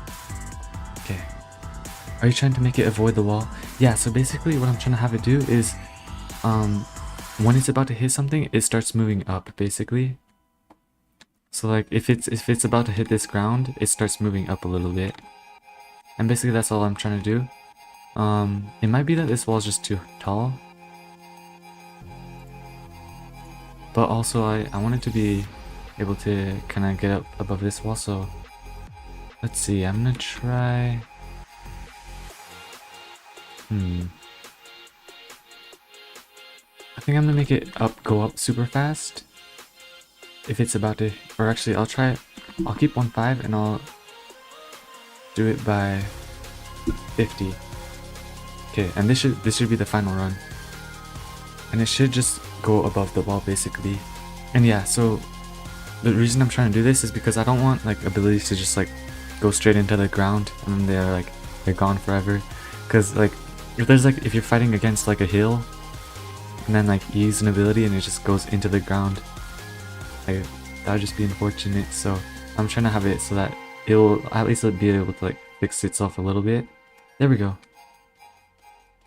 Yeah, so basically like that, where it kind of goes, it curves up a little bit, if you could tell. And yeah, that's just gonna be very helpful for like areas like this where there's like little mountains like this, very small, but like there's like a monster right here. You won't use the ability, you can just use it and it's gonna climb up the mountain a little bit instead of just going straight through the mountain. Because yeah, I don't think anybody's trying to have that happen. So yeah, I think that's working though. So I think that's where I'm gonna leave it. I don't want it to like be able to just like instantly go above any giant wall. But yeah, something like that should work. And I mean with that, let's see, what else would there be to do? I think that's about it. So all I have to do is set it up so that it's connected to the steel blade. So all I have to do now is I'm gonna go ahead and come over here. And I wonder if everything's set up. The one thing I'm wondering, let's see. I think I should fire, let's see.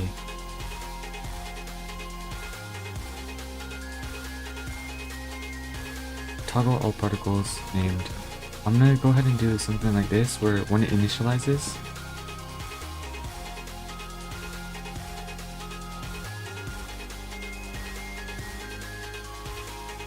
init all particle named. I'm gonna set up a new function for that.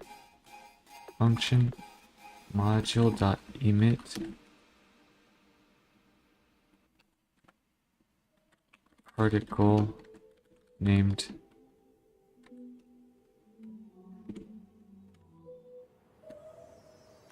There we go. And yeah, basically, let's see, whoops. Yeah, usually the AI can pretty much handle the whole entire thing. There we go. And I can just copy this comment as well. Toggles or emits descendants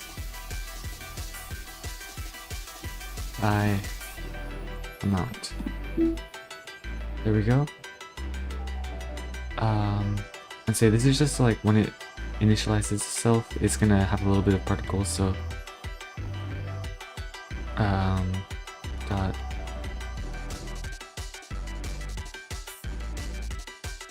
model fire, and then it's gonna init maybe like 5. So it's gonna explode with fire right before when it spawns basically.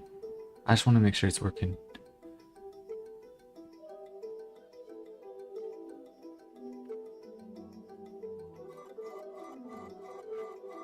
Oh, and I should also probably do that right after I set the position of the. I don't know where I'm setting the position, but I should probably do it right after. So, let's see.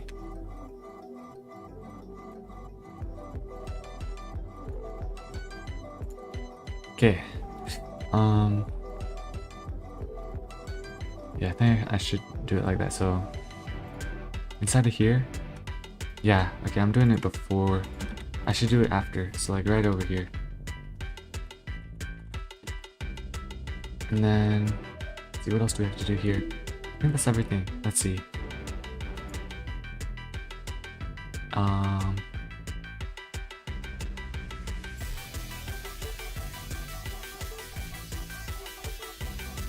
Yeah, perfect.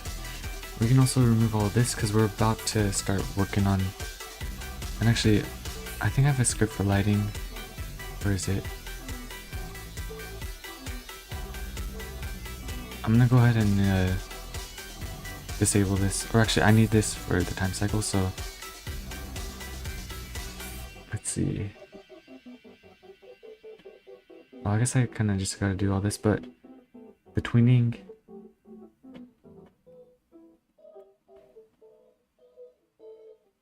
I need to.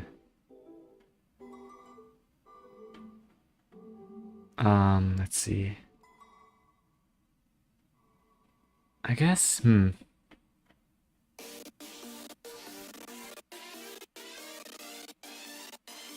Yeah, what I'm wondering is I think this should have stopped it, so. Oh, it's on the inventory script though. Oh, it's because we need blur. Oh, that's why. Okay, so that's actually. Yeah, I should probably get the blur back.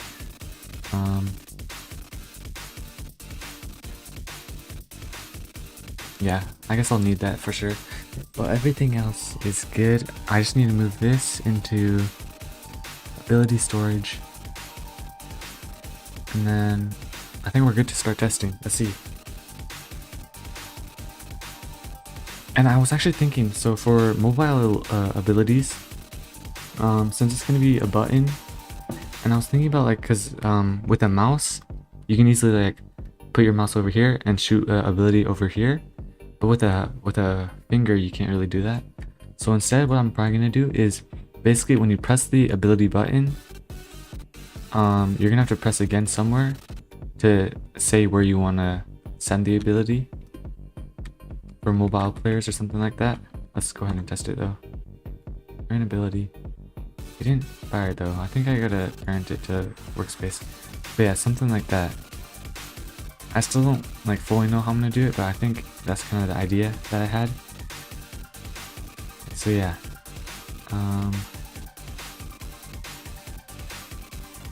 Yeah, I think still. Yeah, there we go. And I think actually I should set up a new thing for generating from ABF. So I wonder if this actually doesn't have a reference to. That's actually interesting. Wow.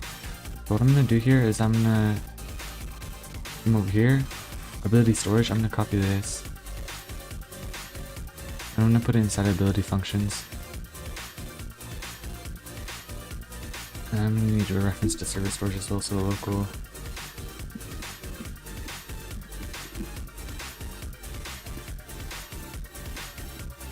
Perfect.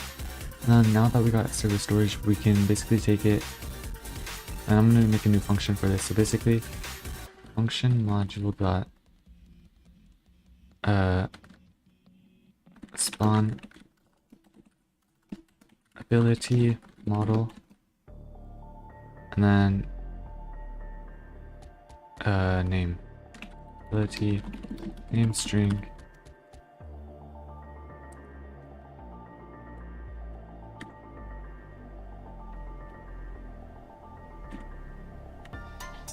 basically, yeah. Perfect. Wow. Oh, nice. That is exactly what I was trying to do. And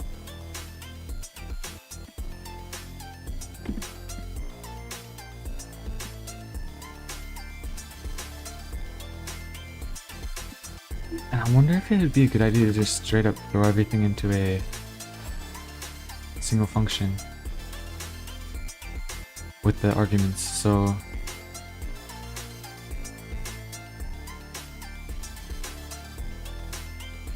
ability name string and then args, which is a table. And basically, I'm gonna also, I think, let's see.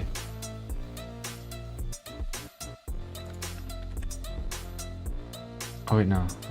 It would be here.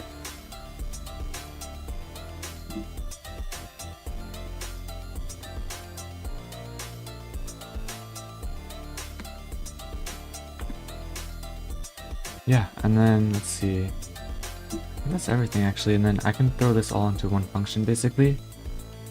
And I can just do it like this. So I'm actually gonna save all this in case this doesn't work. But I think I can just do ab f dot spawn ability model, and then let's see, steel blade, and arguments will be this. I think that's all I need. I don't like this function name though, so I'm gonna change it actually.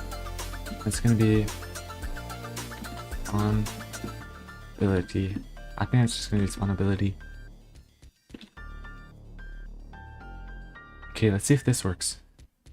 What keyboard are you using? Oh, can you hear it? That's funny. It's a SteelSeries. SteelSeries. I think I got it for like $50. But yeah, I got it because like I didn't have a keyboard and I kind of need one, so I just got like a simple SteelSeries. How do I check the model? Let's see. Apex 3. Maybe it wasn't $50, I kind of forget. SteelSeries Apex 3.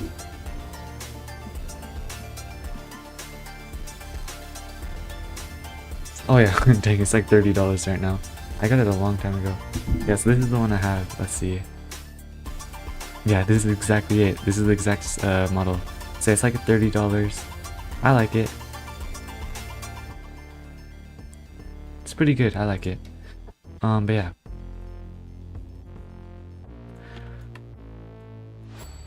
I mean, like in the end, as long as the keyboard works, that's kind of all that matters. Okay, let's see. Great, it's working. So let me also, wow, it's not destroying itself though. It's just flying, bro. It's just flying. Okay, but I want to see. So yeah, basically it should go above the mountain. Yes, see, so you can see like it didn't go into the mountain, it kind of floated above it. And because, okay, so they're not destroying themselves though, so that's the problem. That is a problem. Let's see. That would be inside of here though. So yeah, it is working though, that's good. Let's see.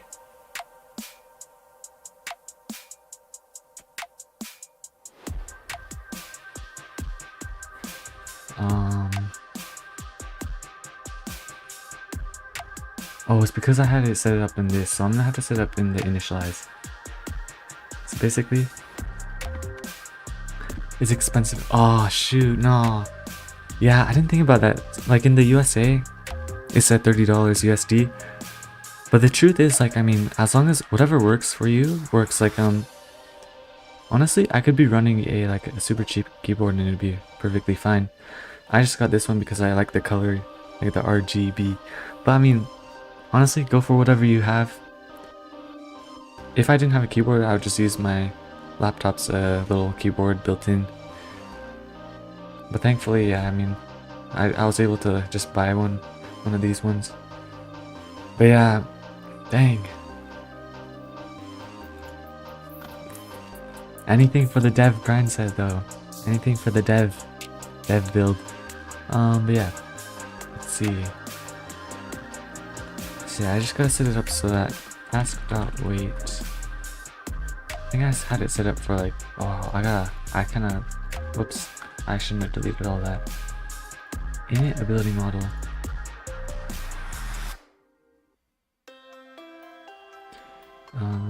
What is your color switcher? Color switcher. Are you talking about like the RGB for the keyboard, or?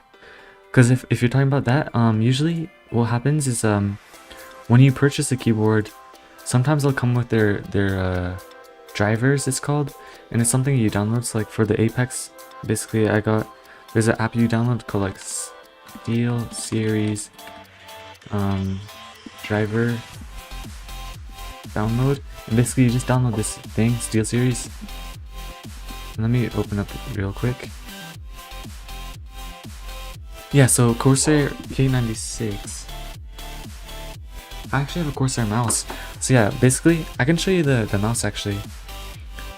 What you gotta do is, you download the driver, and there's like a driver for like every single device on the planet basically. But you download the driver, so like for Corsair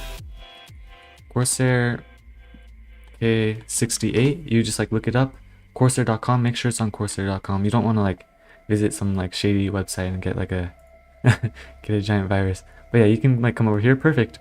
So yeah, I actually already have iCUE, so you just like download iCUE. I think I have iCUE, let's see, maybe I don't. I could have sworn I had iCUE. Maybe it's like iCUE. I do have the drivers for this. Maybe Corsair iCUE. It's not showing up on my screen. But basically you just download this, and then there's like a little, I wanna show you though. Let's see. Maybe it's in my apps.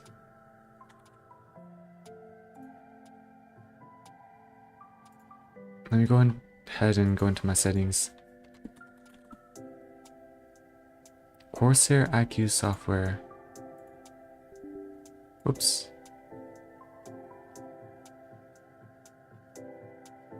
So yeah, like this thing. Start iCUE. There we go. And then this is kind of how you. Oh, mine is Corsair. The one under every keycap. Every keycap. Let's see. Oh, are you talking about changing the color under every single keycap? I wonder if there's a way to customize like that. So yeah, but for my mouse, how I do it is like I come over here, and then usually you can like change your color settings over here. So yeah, like lighting effects, I just have it set to cyan, the color blue basically, because that's like kind of like this color of like most of my setup. But yeah, you can like set up your colors here usually. That's how I do it. I wonder if there's like an external app that you can use for like changing all your colors. I would have to do research, but I just haven't looked into it super hard. So, but yeah, that's how I would go about it. Usually, like for like this sort of keyboard, you can always do something like that, and you can do like some cool animations where like you can make it glow and everything, change colors and stuff. That's always pretty fun. And I used to have it like kind of glowing and everything, but it kind of got distracting for me, so I turned it to like one specific color. But yeah, that's kind of what's up.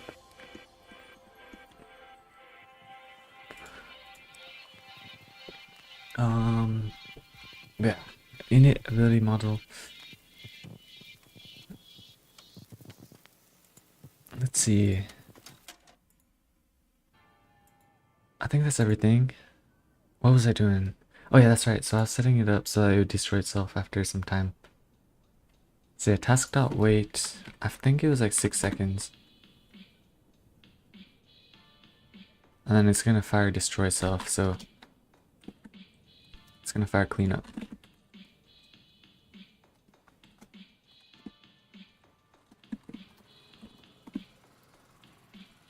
There we go. And then let's try and test this. So basically, after 6 seconds, the ability kind of destroys itself.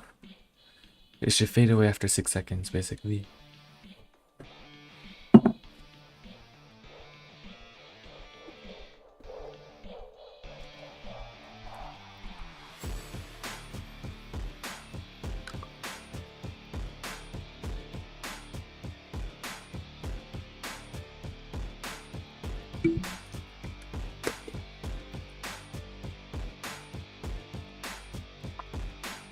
Whoops, wrong ability.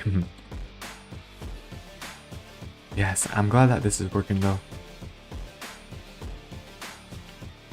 Nice, there we go. Say it's working. I wonder if it should go down. Like if it's not going up. I might be doing too much. I think it would be kind of nice to have it like fade down, basically. I want to see what happens when I shoot at like a giant hill though. So you can kind of outrun the blade too, which is kind of funny. But yeah, you'll see like it goes up this whole mountain. It should, let's see.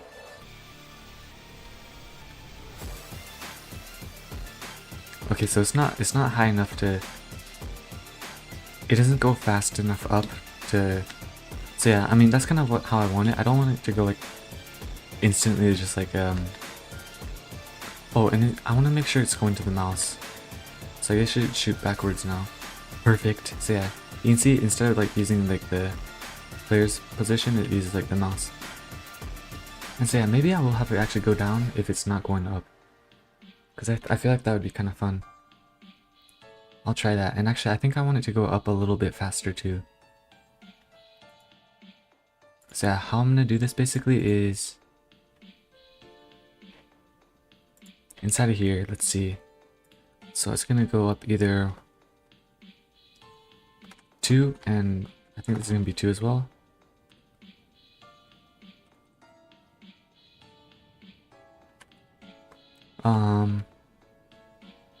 And let's see.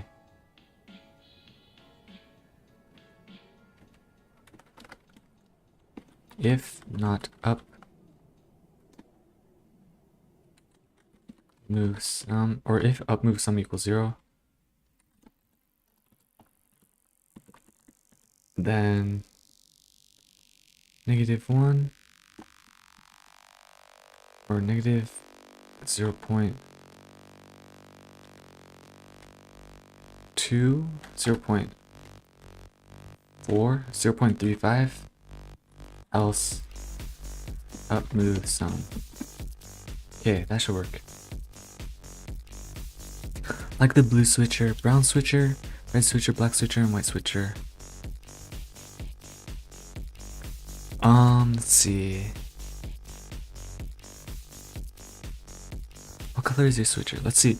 I wonder. Wait, I wonder if I'm misunderstanding. Let me make sure I know. So, color switcher keyboard. Is there like a specific... These function keys?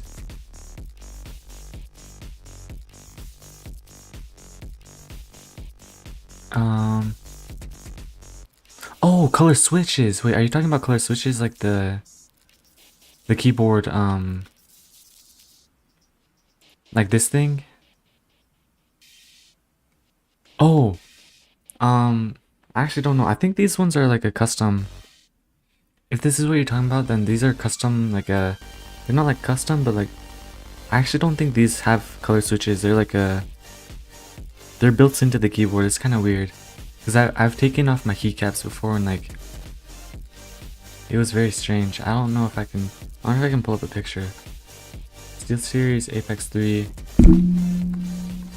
color switch.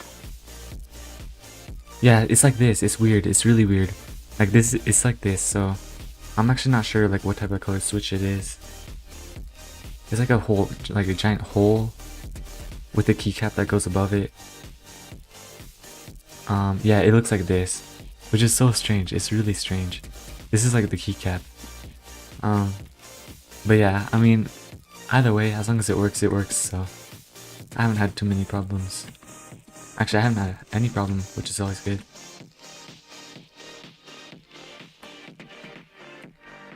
Nice, okay, so yeah, you can see it's kind of going down. So yeah, it kind of follows the ground now. I want to use it on the mountain again.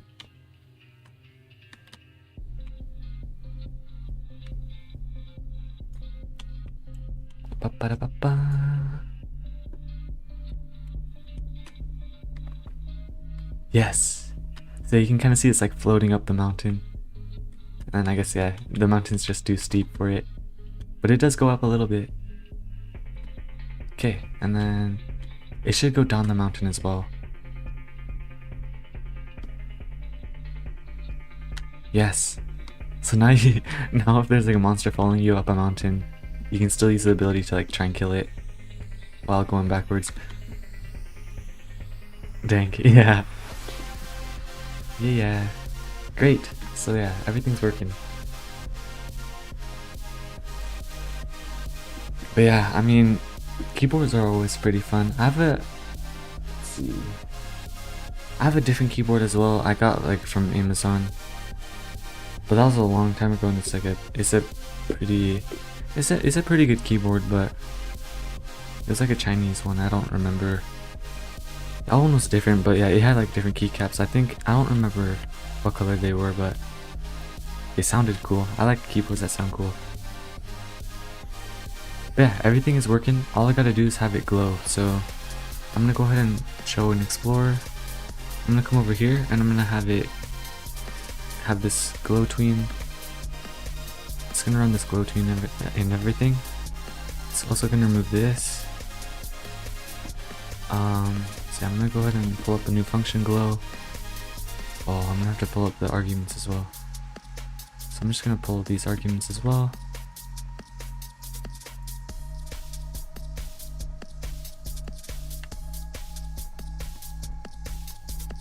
And we need particle F as well. And tween service. I don't know if we need, oh yeah, we do for the coloring.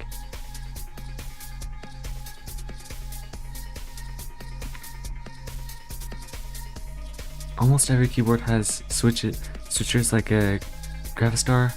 That magnetic switch. Oh, magnetic? Wait, I've never heard of this.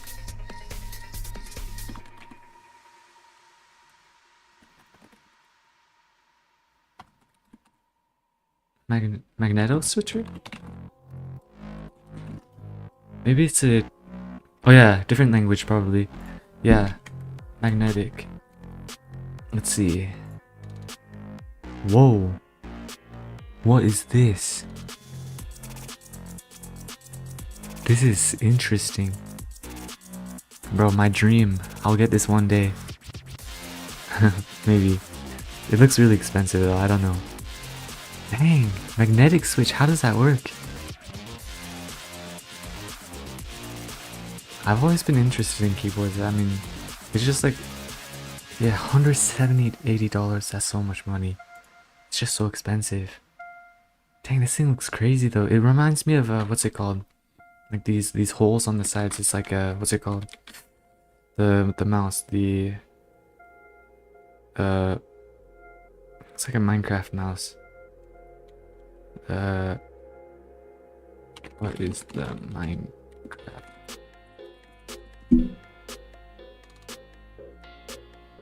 No, Omni. That's like a drag, click. Glorious Model O. It reminds me of this. Yeah, it has like the holes on the side. Maybe it's a little bit different, but it has like the holes and everything. Bro, I wonder how this would be. I'll have to watch a video about this later, but that looks interesting for sure.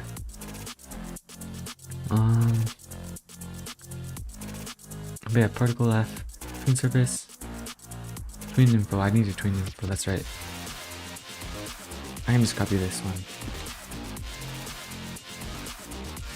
I will have to change the speed to like, I think like maybe like 2, so it's gonna fade out really fast. Or in, yeah.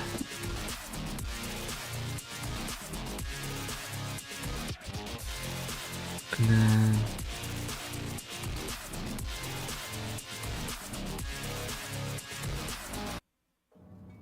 I just have to run glow on the callback.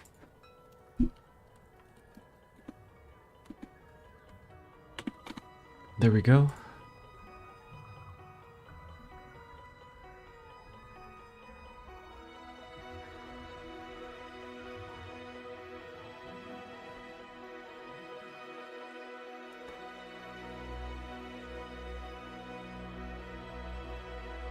Let's see how this looks. Da, da, da, da. So basically it should just glow red when it shoots the thing. And it fades back. Nice. Oh, but yeah, these gotta go. They shouldn't have like a trail or anything. So I think I have it accidentally set up so it's like turning on everything. I need to make sure those don't turn on. Oh yeah, it's right here. So emit particle shockwave.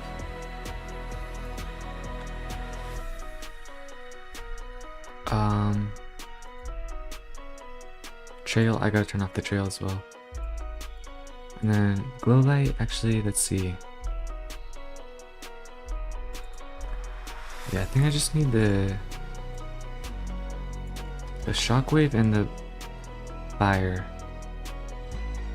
which I actually have a reference to, I think.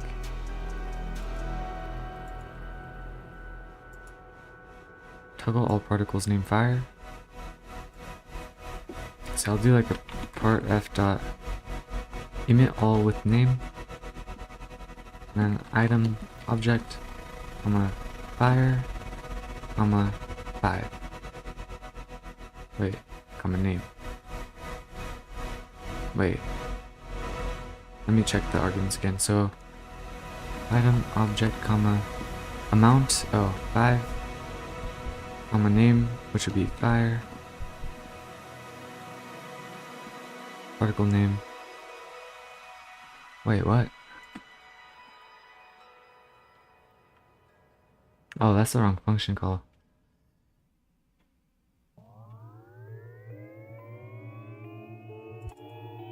Emit particle named. Yeah, this is kind of confusing, but yeah. Something like this should work.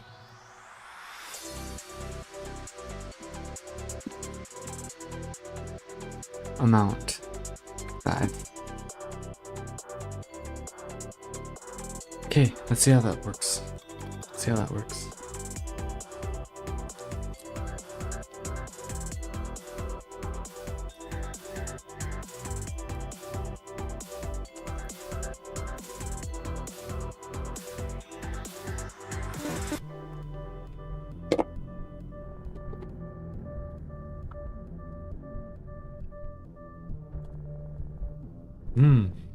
Yeah.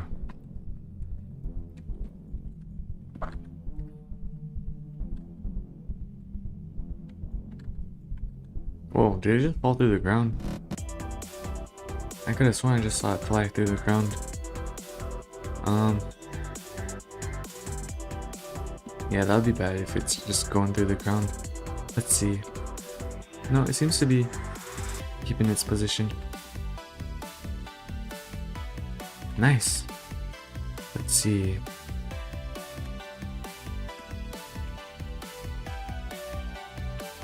Yeah, I mean, it should go under the water too. No, it doesn't. It just floats over. That's fine. Let's see, and then let me try shooting over here. It should float over everything. Goes down the hill. Perfect. Perfect, man. Great. Okay. So all I need to do is set it up so it shoots 3 of them. You know, at this point though, I wonder if it's just better to have it shoot 1. Let's see.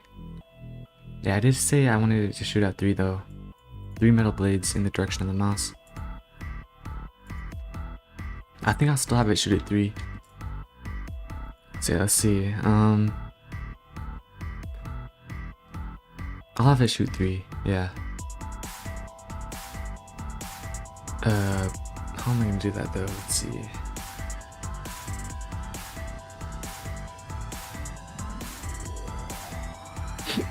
Oof.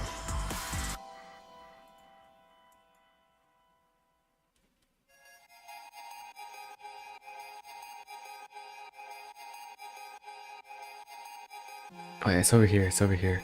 So yeah, kinda what's going on is I'm gonna... Right over here when I'm spawning the abilities, I'm gonna have to spawn 3 of them, and then 2 of them are gonna be rotated in degrees, basically.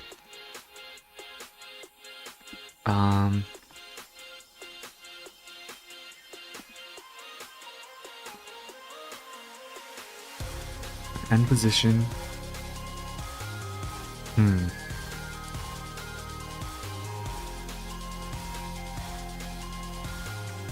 Let's see. So how I'm gonna do it is basically it's gonna shoot straight, and then there's gonna be 2 that come out like diagonal to the straight one. The one thing I'm wondering is because I'm gonna have to angle it a little bit right here.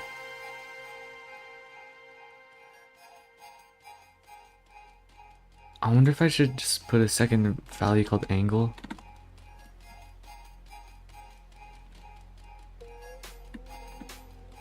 Equals 45. I gotta put a comma here as well. Comma negative. Perfect. Maybe I should actually do 30 though, because that might be a bit too drastic. And then with that, we'll handle the angle inside the actual ability itself over here.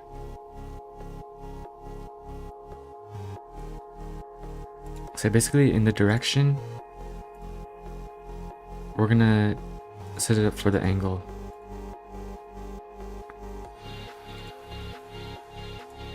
We got the destination here. We got the direction, which is a unit vector already.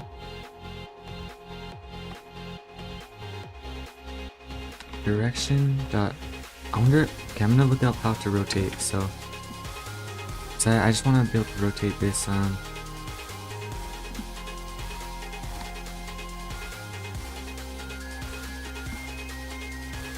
have this,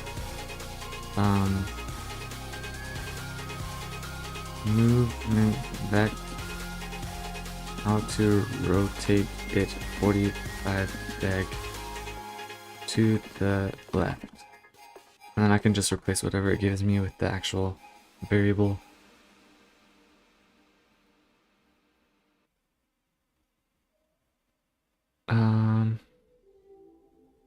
Interesting.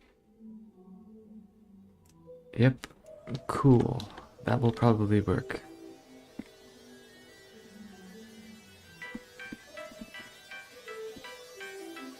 And then with the angle, instead of doing angle, I'm gonna do what was it? args.angle. Was it angle? Yeah. And we can just replace all those with that. Okay, let's see how that works.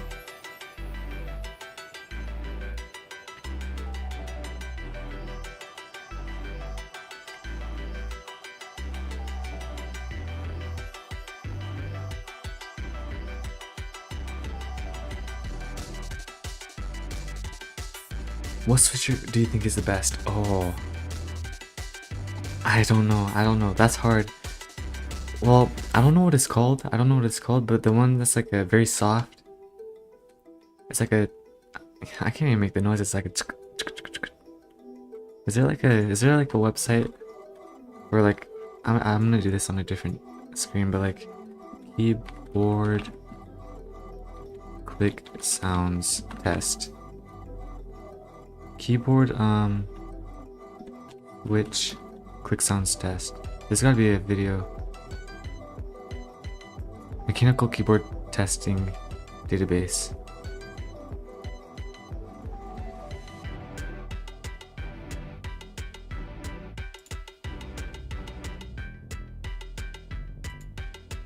There's gotta be a website for this.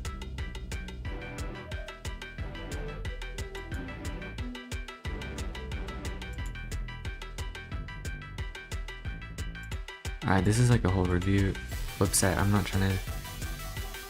Is there no like. Come on.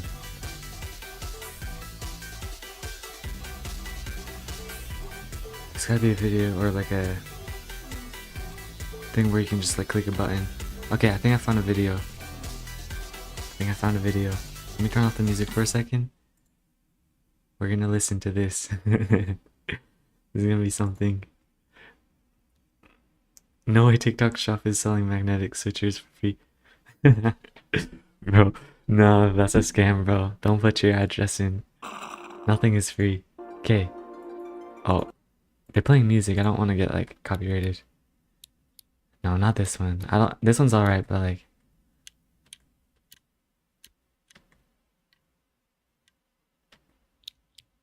Let's see.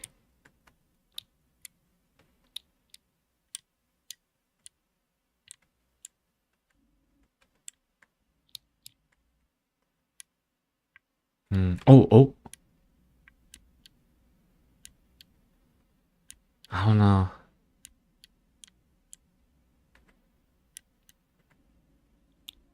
I don't think these aren't the ones I'm looking for. Let's see.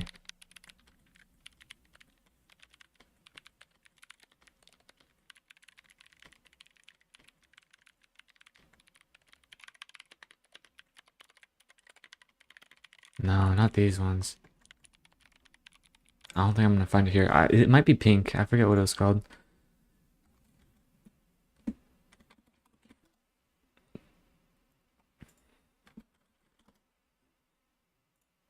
Let's see if it's this.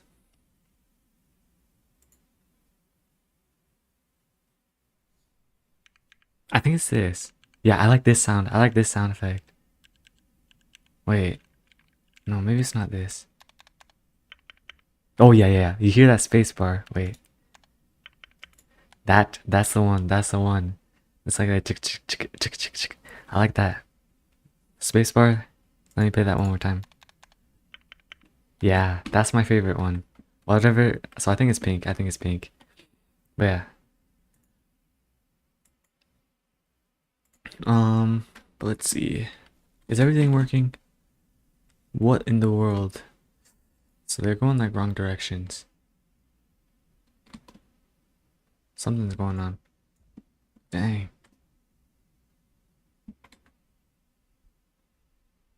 Where's the straight one? Oh, you know what? I think it's because let's see. Maybe one of them, since it doesn't have the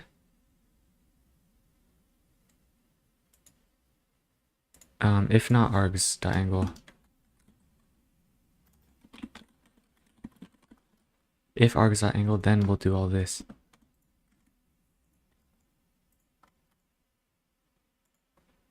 Otherwise, so it should still shoot 3. I think one of them is just like getting grouped up with the other ones.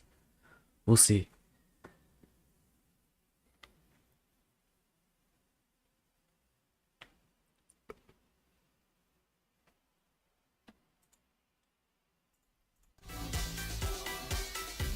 Okay, let's see. So we got our sword.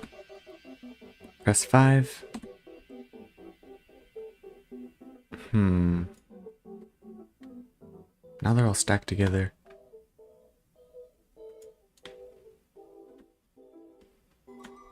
Yeah, that's not what I'm trying to do. Very strange. Yeah, they're stacked right now. Let's see.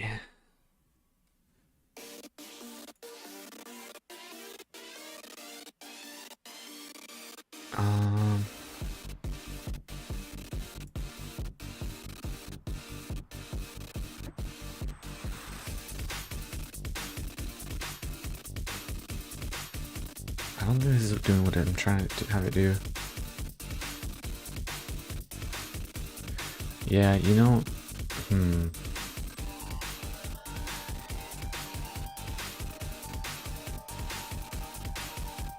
there's gotta be a better way to do this. Let's see, so I want to make sure I know what this is doing. So rotate counterclockwise around Y. Cosine minus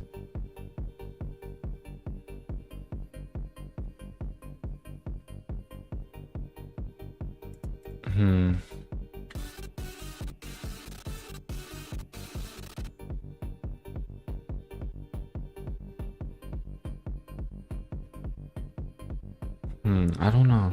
Is this doing what I'm trying to have it do? I can't tell. Let's see. Oh, I'm only summoning 2. That's why. Let me try summoning 1 more with the angle 0. That should be the middle one. The other 2 are this other ones.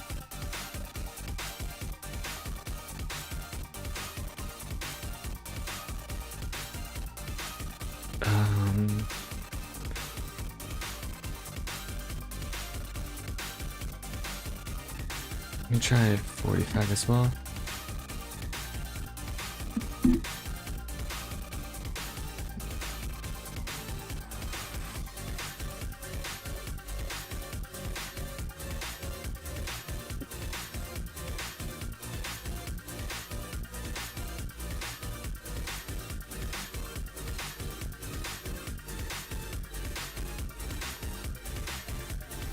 Okay, let's see.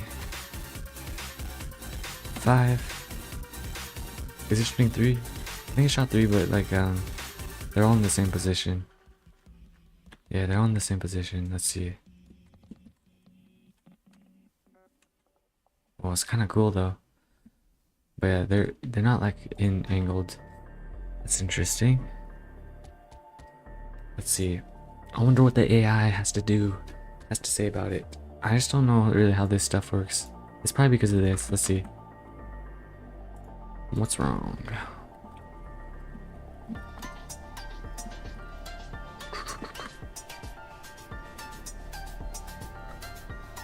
Angling rotation, it's scoping, shouting, what?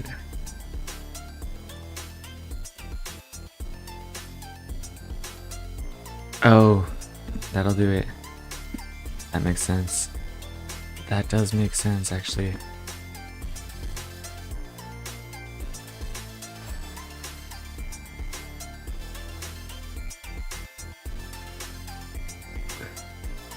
Yeah, basically, I think the problem was I was initializing a new variable in the local scope, and then it was just getting ignored, so they're just like still in the same position. I think that's what's going on. Let me try. Come on. Yes! That is exactly what I wanted. So yeah, I'm gonna make them closer though. I'm gonna make them closer, because right now they're kind of just like spreading out super far. I want them to be kind of like closer like this. Okay. So yeah, instead of... Let me try 25 actually. Let's go ahead and try this.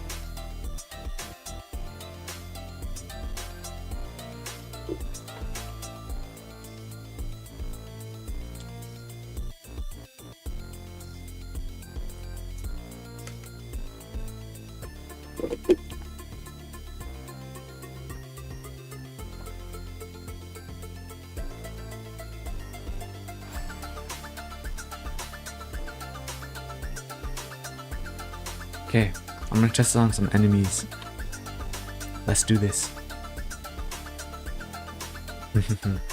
These are my test subjects. Die. Oh my gosh. Yeah, they got shredded. I wanna, maybe they should be a little bit more out distanced. Cause yeah, right now it kind of looks like a giant wall. So maybe, let's see, maybe less particles. I think I should make them emit less particles, and also let's see. I think, yeah, it should be like I'm gonna try 32. Because 25 is just not hitting it. Let me try 35 actually. Because it was 45 last time. They should be like the middle. And then, yeah, the particles, there should be less, because number one, I think it's like, it's not lagging, but I think if everybody's using the same ability at the same time, it's gonna lag for sure. So I gotta lower the ability particles, I think. So that would be in server storage. Let's see.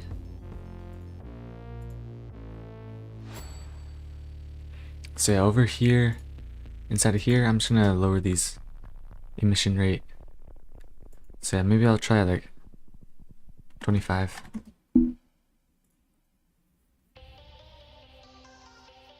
Because yeah, I think 40 is just too much, especially for 3 blades.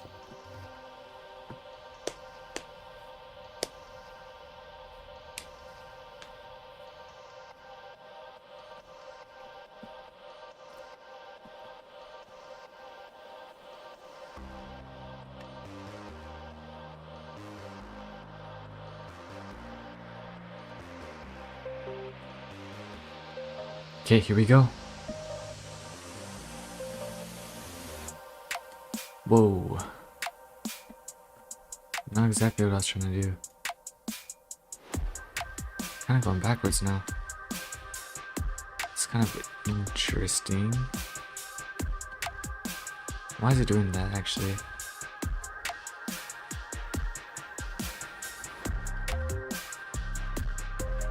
Huh, what did I change? I don't think I changed anything. Let's see. I just set it to 35 instead of 25.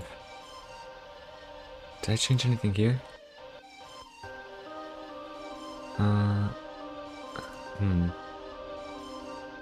That was interesting. Let me try setting it back to 25 and seeing if that fixes it.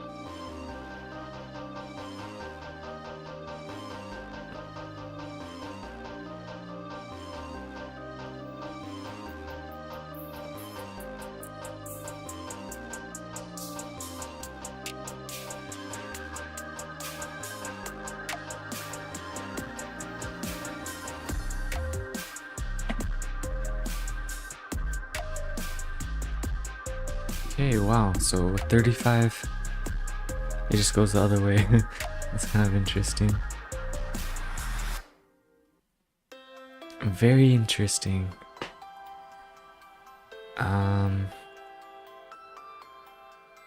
So something inside of here, I think it's because it's not like flipping it or something. Let's see.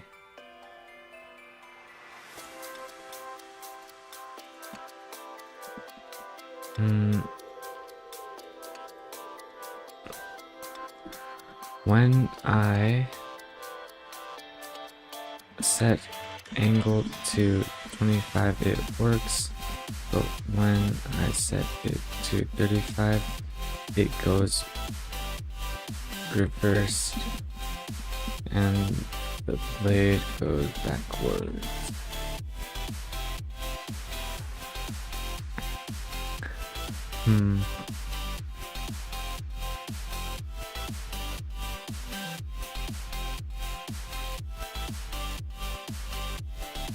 Angle math.rad. Is that what's going on? Oh, wait. Now that I think about it. So yeah, that was, or wait, actually. Math.rad angles.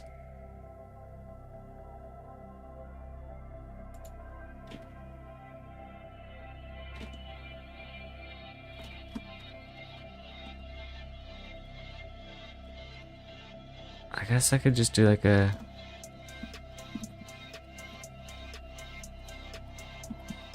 Oh, there we go. Okay, so yeah, we'll just use this instead.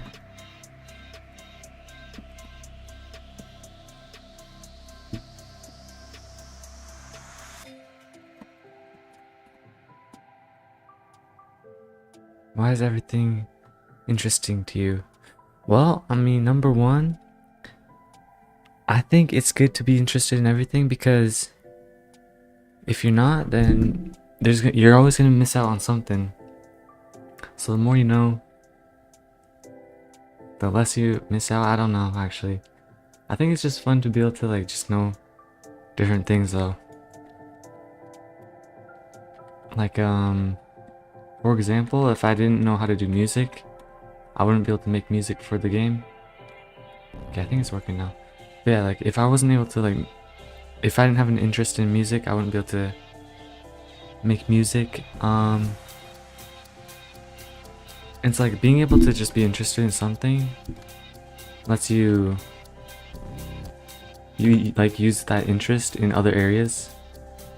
Like since I'm also interested in modeling, I'm also able to model, and that's been something. Like since I'm interested in like drawing, I'm able to draw assets for the game.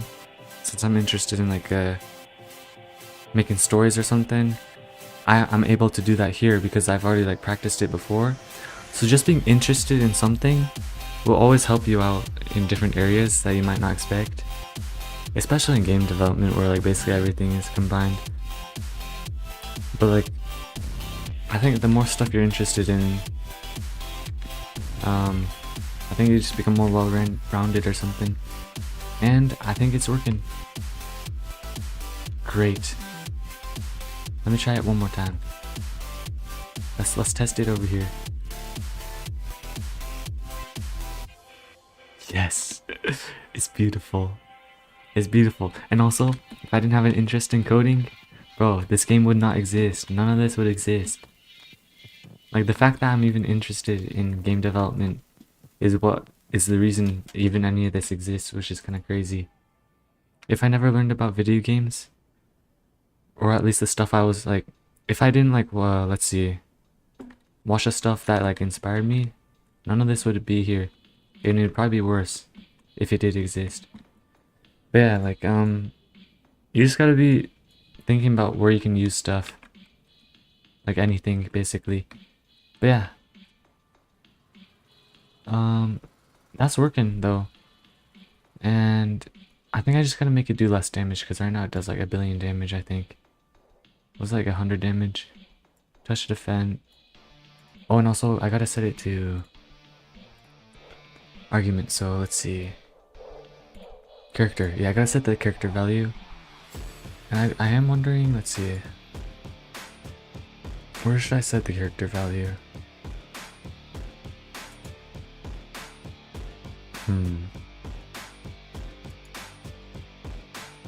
I think I could just pass it as an argument here.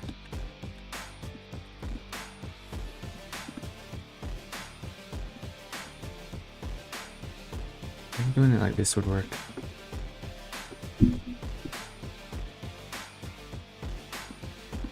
And since I can do this, let's see. I'm just gonna pass it here and then I can use it here.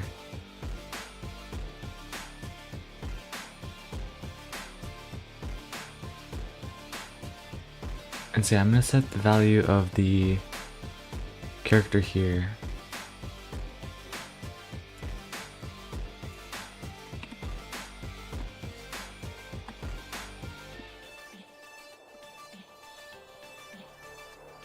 It was supposed to do 10 damage, but I felt like it did a lot more on the enemies. Which is interesting. Let's see. Oh yeah, yeah, that's why. Oh no, so it hits 10 enemies, but the hit does 200 damage, so I'm gonna set it to do like maybe 30 damage for now. Or actually 40. Or no, since it shoots 3, it's gonna do 30. Okay, let's see how this looks.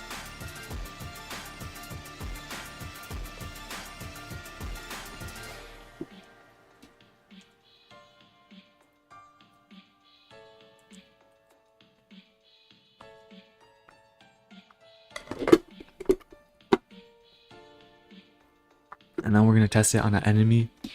See how well it works against monsters. Oh no, they're coming over here. Okay, press 5. It should just like boom. Yeah. Okay, so let's see. Which ones got hit? So I think these ones got hit by a lot of them. So boom. Yeah, this might be OP actually. Wow. I think it's working though, so let me try it one more time. Yeah, this thing destroys enemies. That's actually awesome. And actually one thing I can do here as well, I can come up here. Oh, I didn't know that they could jump up. Wait, I don't even remember adding that.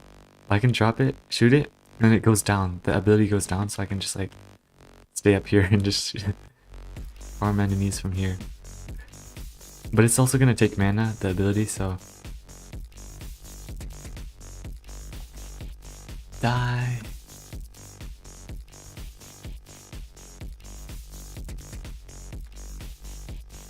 Yeah, okay. Great. I mean, it's working exactly how I wanted it to. Nice. Yeah, great. That's awesome. That's awesome. So it's working. Let's see. What else would I want it to do? I mean,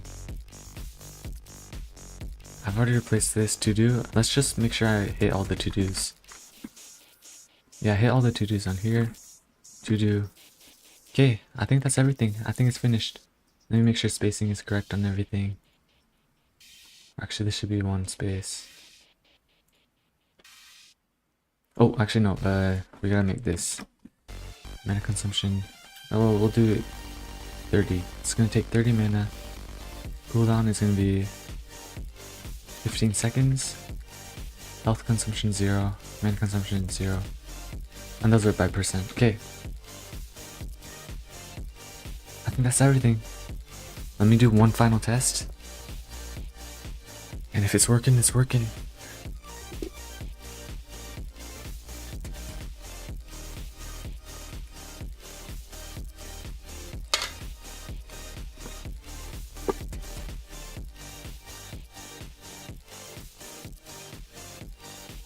Please work. Alright.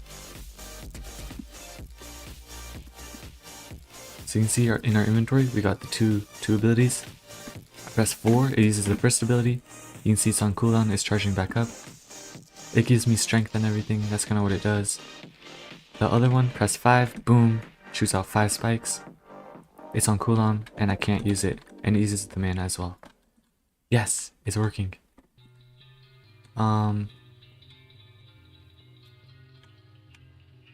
Nice.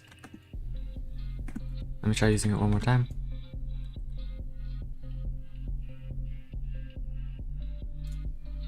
Perfect. Okay, we're done. We are done with that. Nice. Let's see. And we're on Gold Sword. This one I think is gonna be easy too. This one at least. The other one, maybe a little bit harder. But I know I can do that one at least. Okay, so queso. We can just close all this. And then we're gonna be working in Gold Sword now.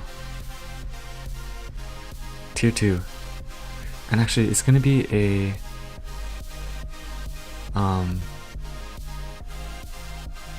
what is it called?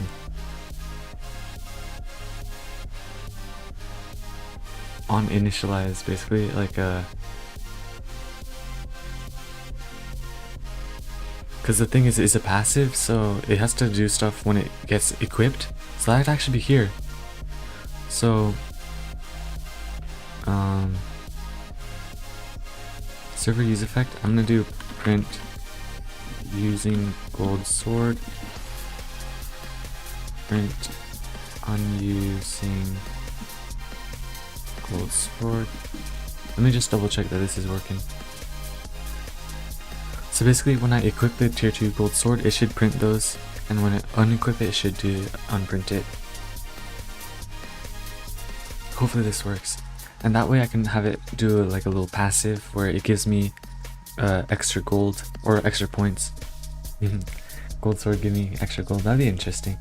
But yeah, goodbye steel sword. We don't need you anymore. I'm gonna go get a tier 2 gold sword real quick.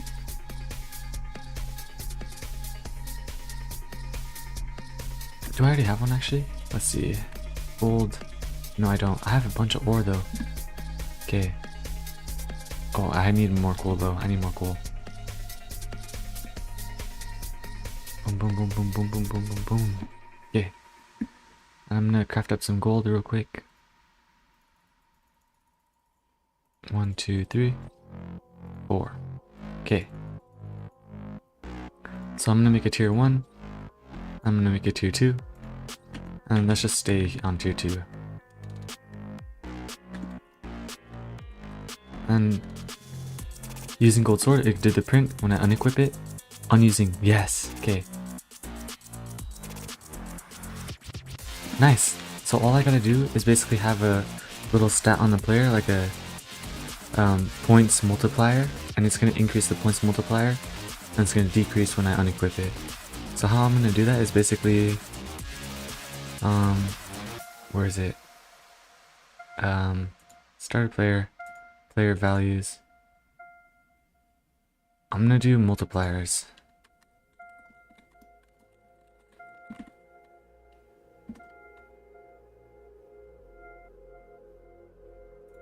And then number value, and it's gonna be point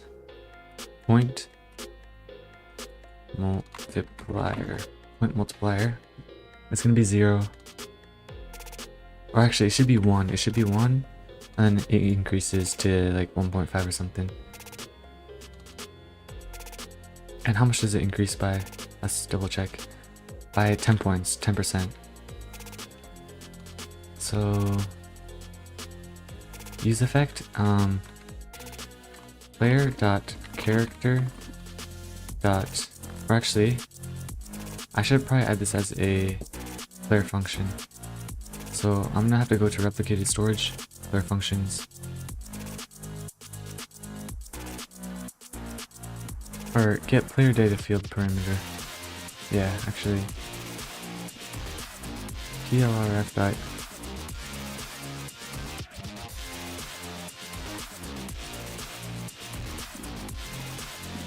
and then point multiplier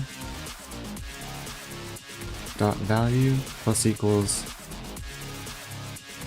0.01. That should be 1%, I think, or 10%, or is it 0.1? I think no, 0.1 is 10%. And then basically when I unequip, or that's the client use though, so actually I don't want it there.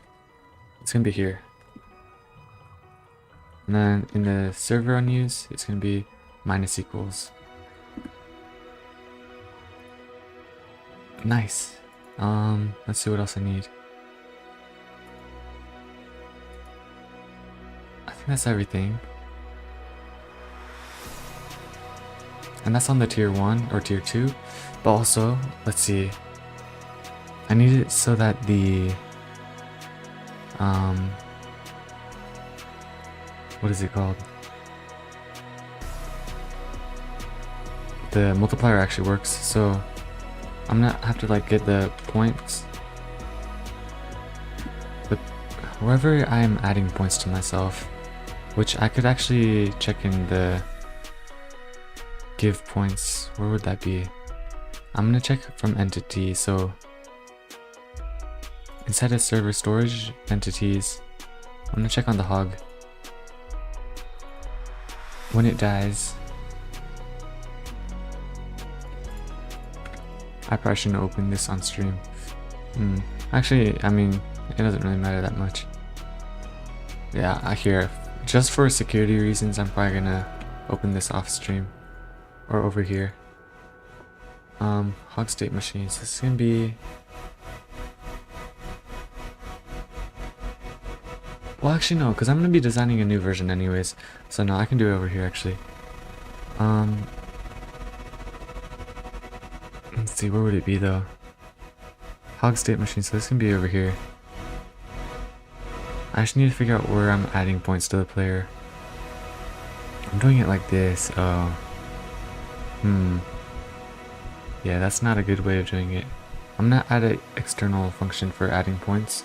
So I can add like any like middleware basically. I'm gonna do it here. Function dot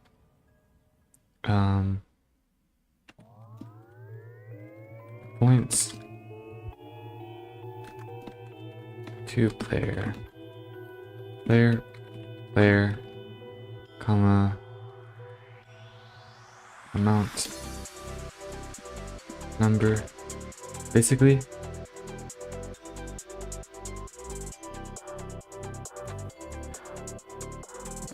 With this one, I'm gonna just pull this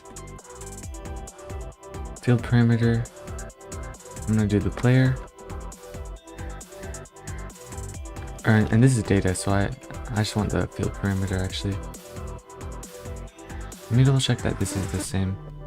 Data field, no, so it's a data field parameter actually.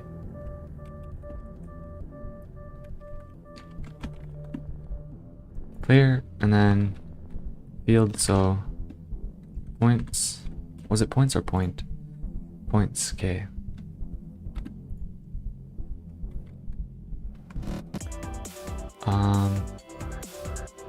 Dot value plus equals, and then I'm gonna do local final amount number equals amount times if player dot or module dot get player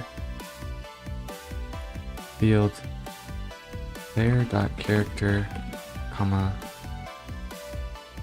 point multiplier. And actually I should throw this into a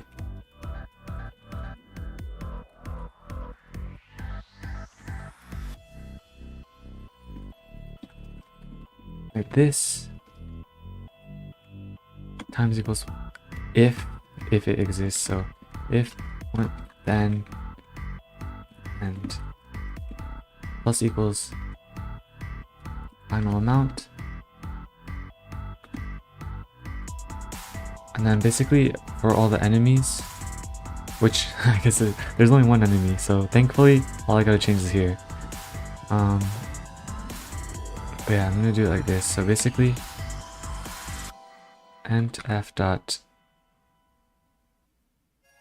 or plrf dot add points to player, and it's gonna be player comma self dot points, and I'm gonna actually copy this, and because I'm calling it over here too. Gold sword. Yeah. Yeah, let's go ahead and fix that. The way I'm gonna fix it, where is this thing? Where's the print statement? Oh, I already removed it, yeah. Yes sir, bro. The correct way of spelling it. But yeah, let's see. So that should work, and that should be using multiplier and everything. So I'm gonna try one thing actually, just to make sure it's working. I'm gonna set the multiplier to 50x, and then I'm gonna subtract it by 50x. So basically it's gonna give me a ton of points per kill, the gold sword shit, just for testing, and then I'm gonna set it back to 10%. So yeah, it should just give me like 1,000,000 points for killing like a hog. Hopefully, let's see.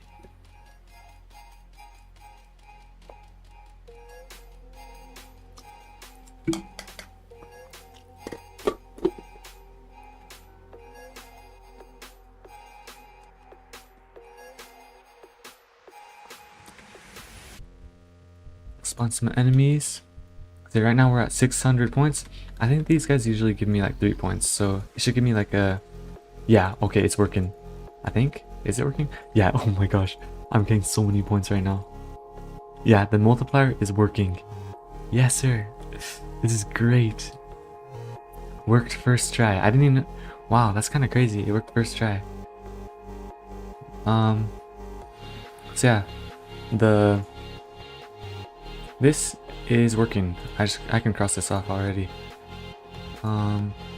Look how fast that was though. That was like the easiest ability to set up, because it's already like all the systems are already there basically. Or maybe I'll make it 20% more gold actually. 20% more points. And this one will give me 30% more points. That might be 2, or actually 40. That might be OP, but like I don't know. I feel like it'd be fun. Because if you have 2 swords equipped, you're gonna get 80% more points. That's insane. You're basically killing like 2 enemies with 1. But yeah, golden aura increases hitbox size. And like what you can do, I'm hoping this is like gonna be like a strategy. But you can like switch weapons before killing enemies so that you can get more points or something. Mr. Beast. Mr. Beast. What is this a reference to? Is this a reference to Mr. Beast? Oh my. Actually, you know what? I've been seeing a lot of Mr. Beast popping up in my YouTube recommends recently. Like he's been doing a lot of interviews recently. Let's see. But yeah. That's a random side tangent. Yeah. But this is working, so I'm gonna go ahead and pull this. We already got this tier 2 sword working. Where's the sword at? I'm gonna show and explore. I'm gonna go to tier 3. And basically all I gotta do, same thing. Server use effect, it's gonna be 0.4 this time. Unused effect, it's gonna be minus 0.4. Great, so that's already ability 1 done on both swords. And now all I gotta do is golden aura. This is where I'm gonna actually have to do like some modeling and stuff. Not modeling actually, just a particle. Just a particle. I'm gonna increase the size of the sword with a particle. And a secondary hitbox.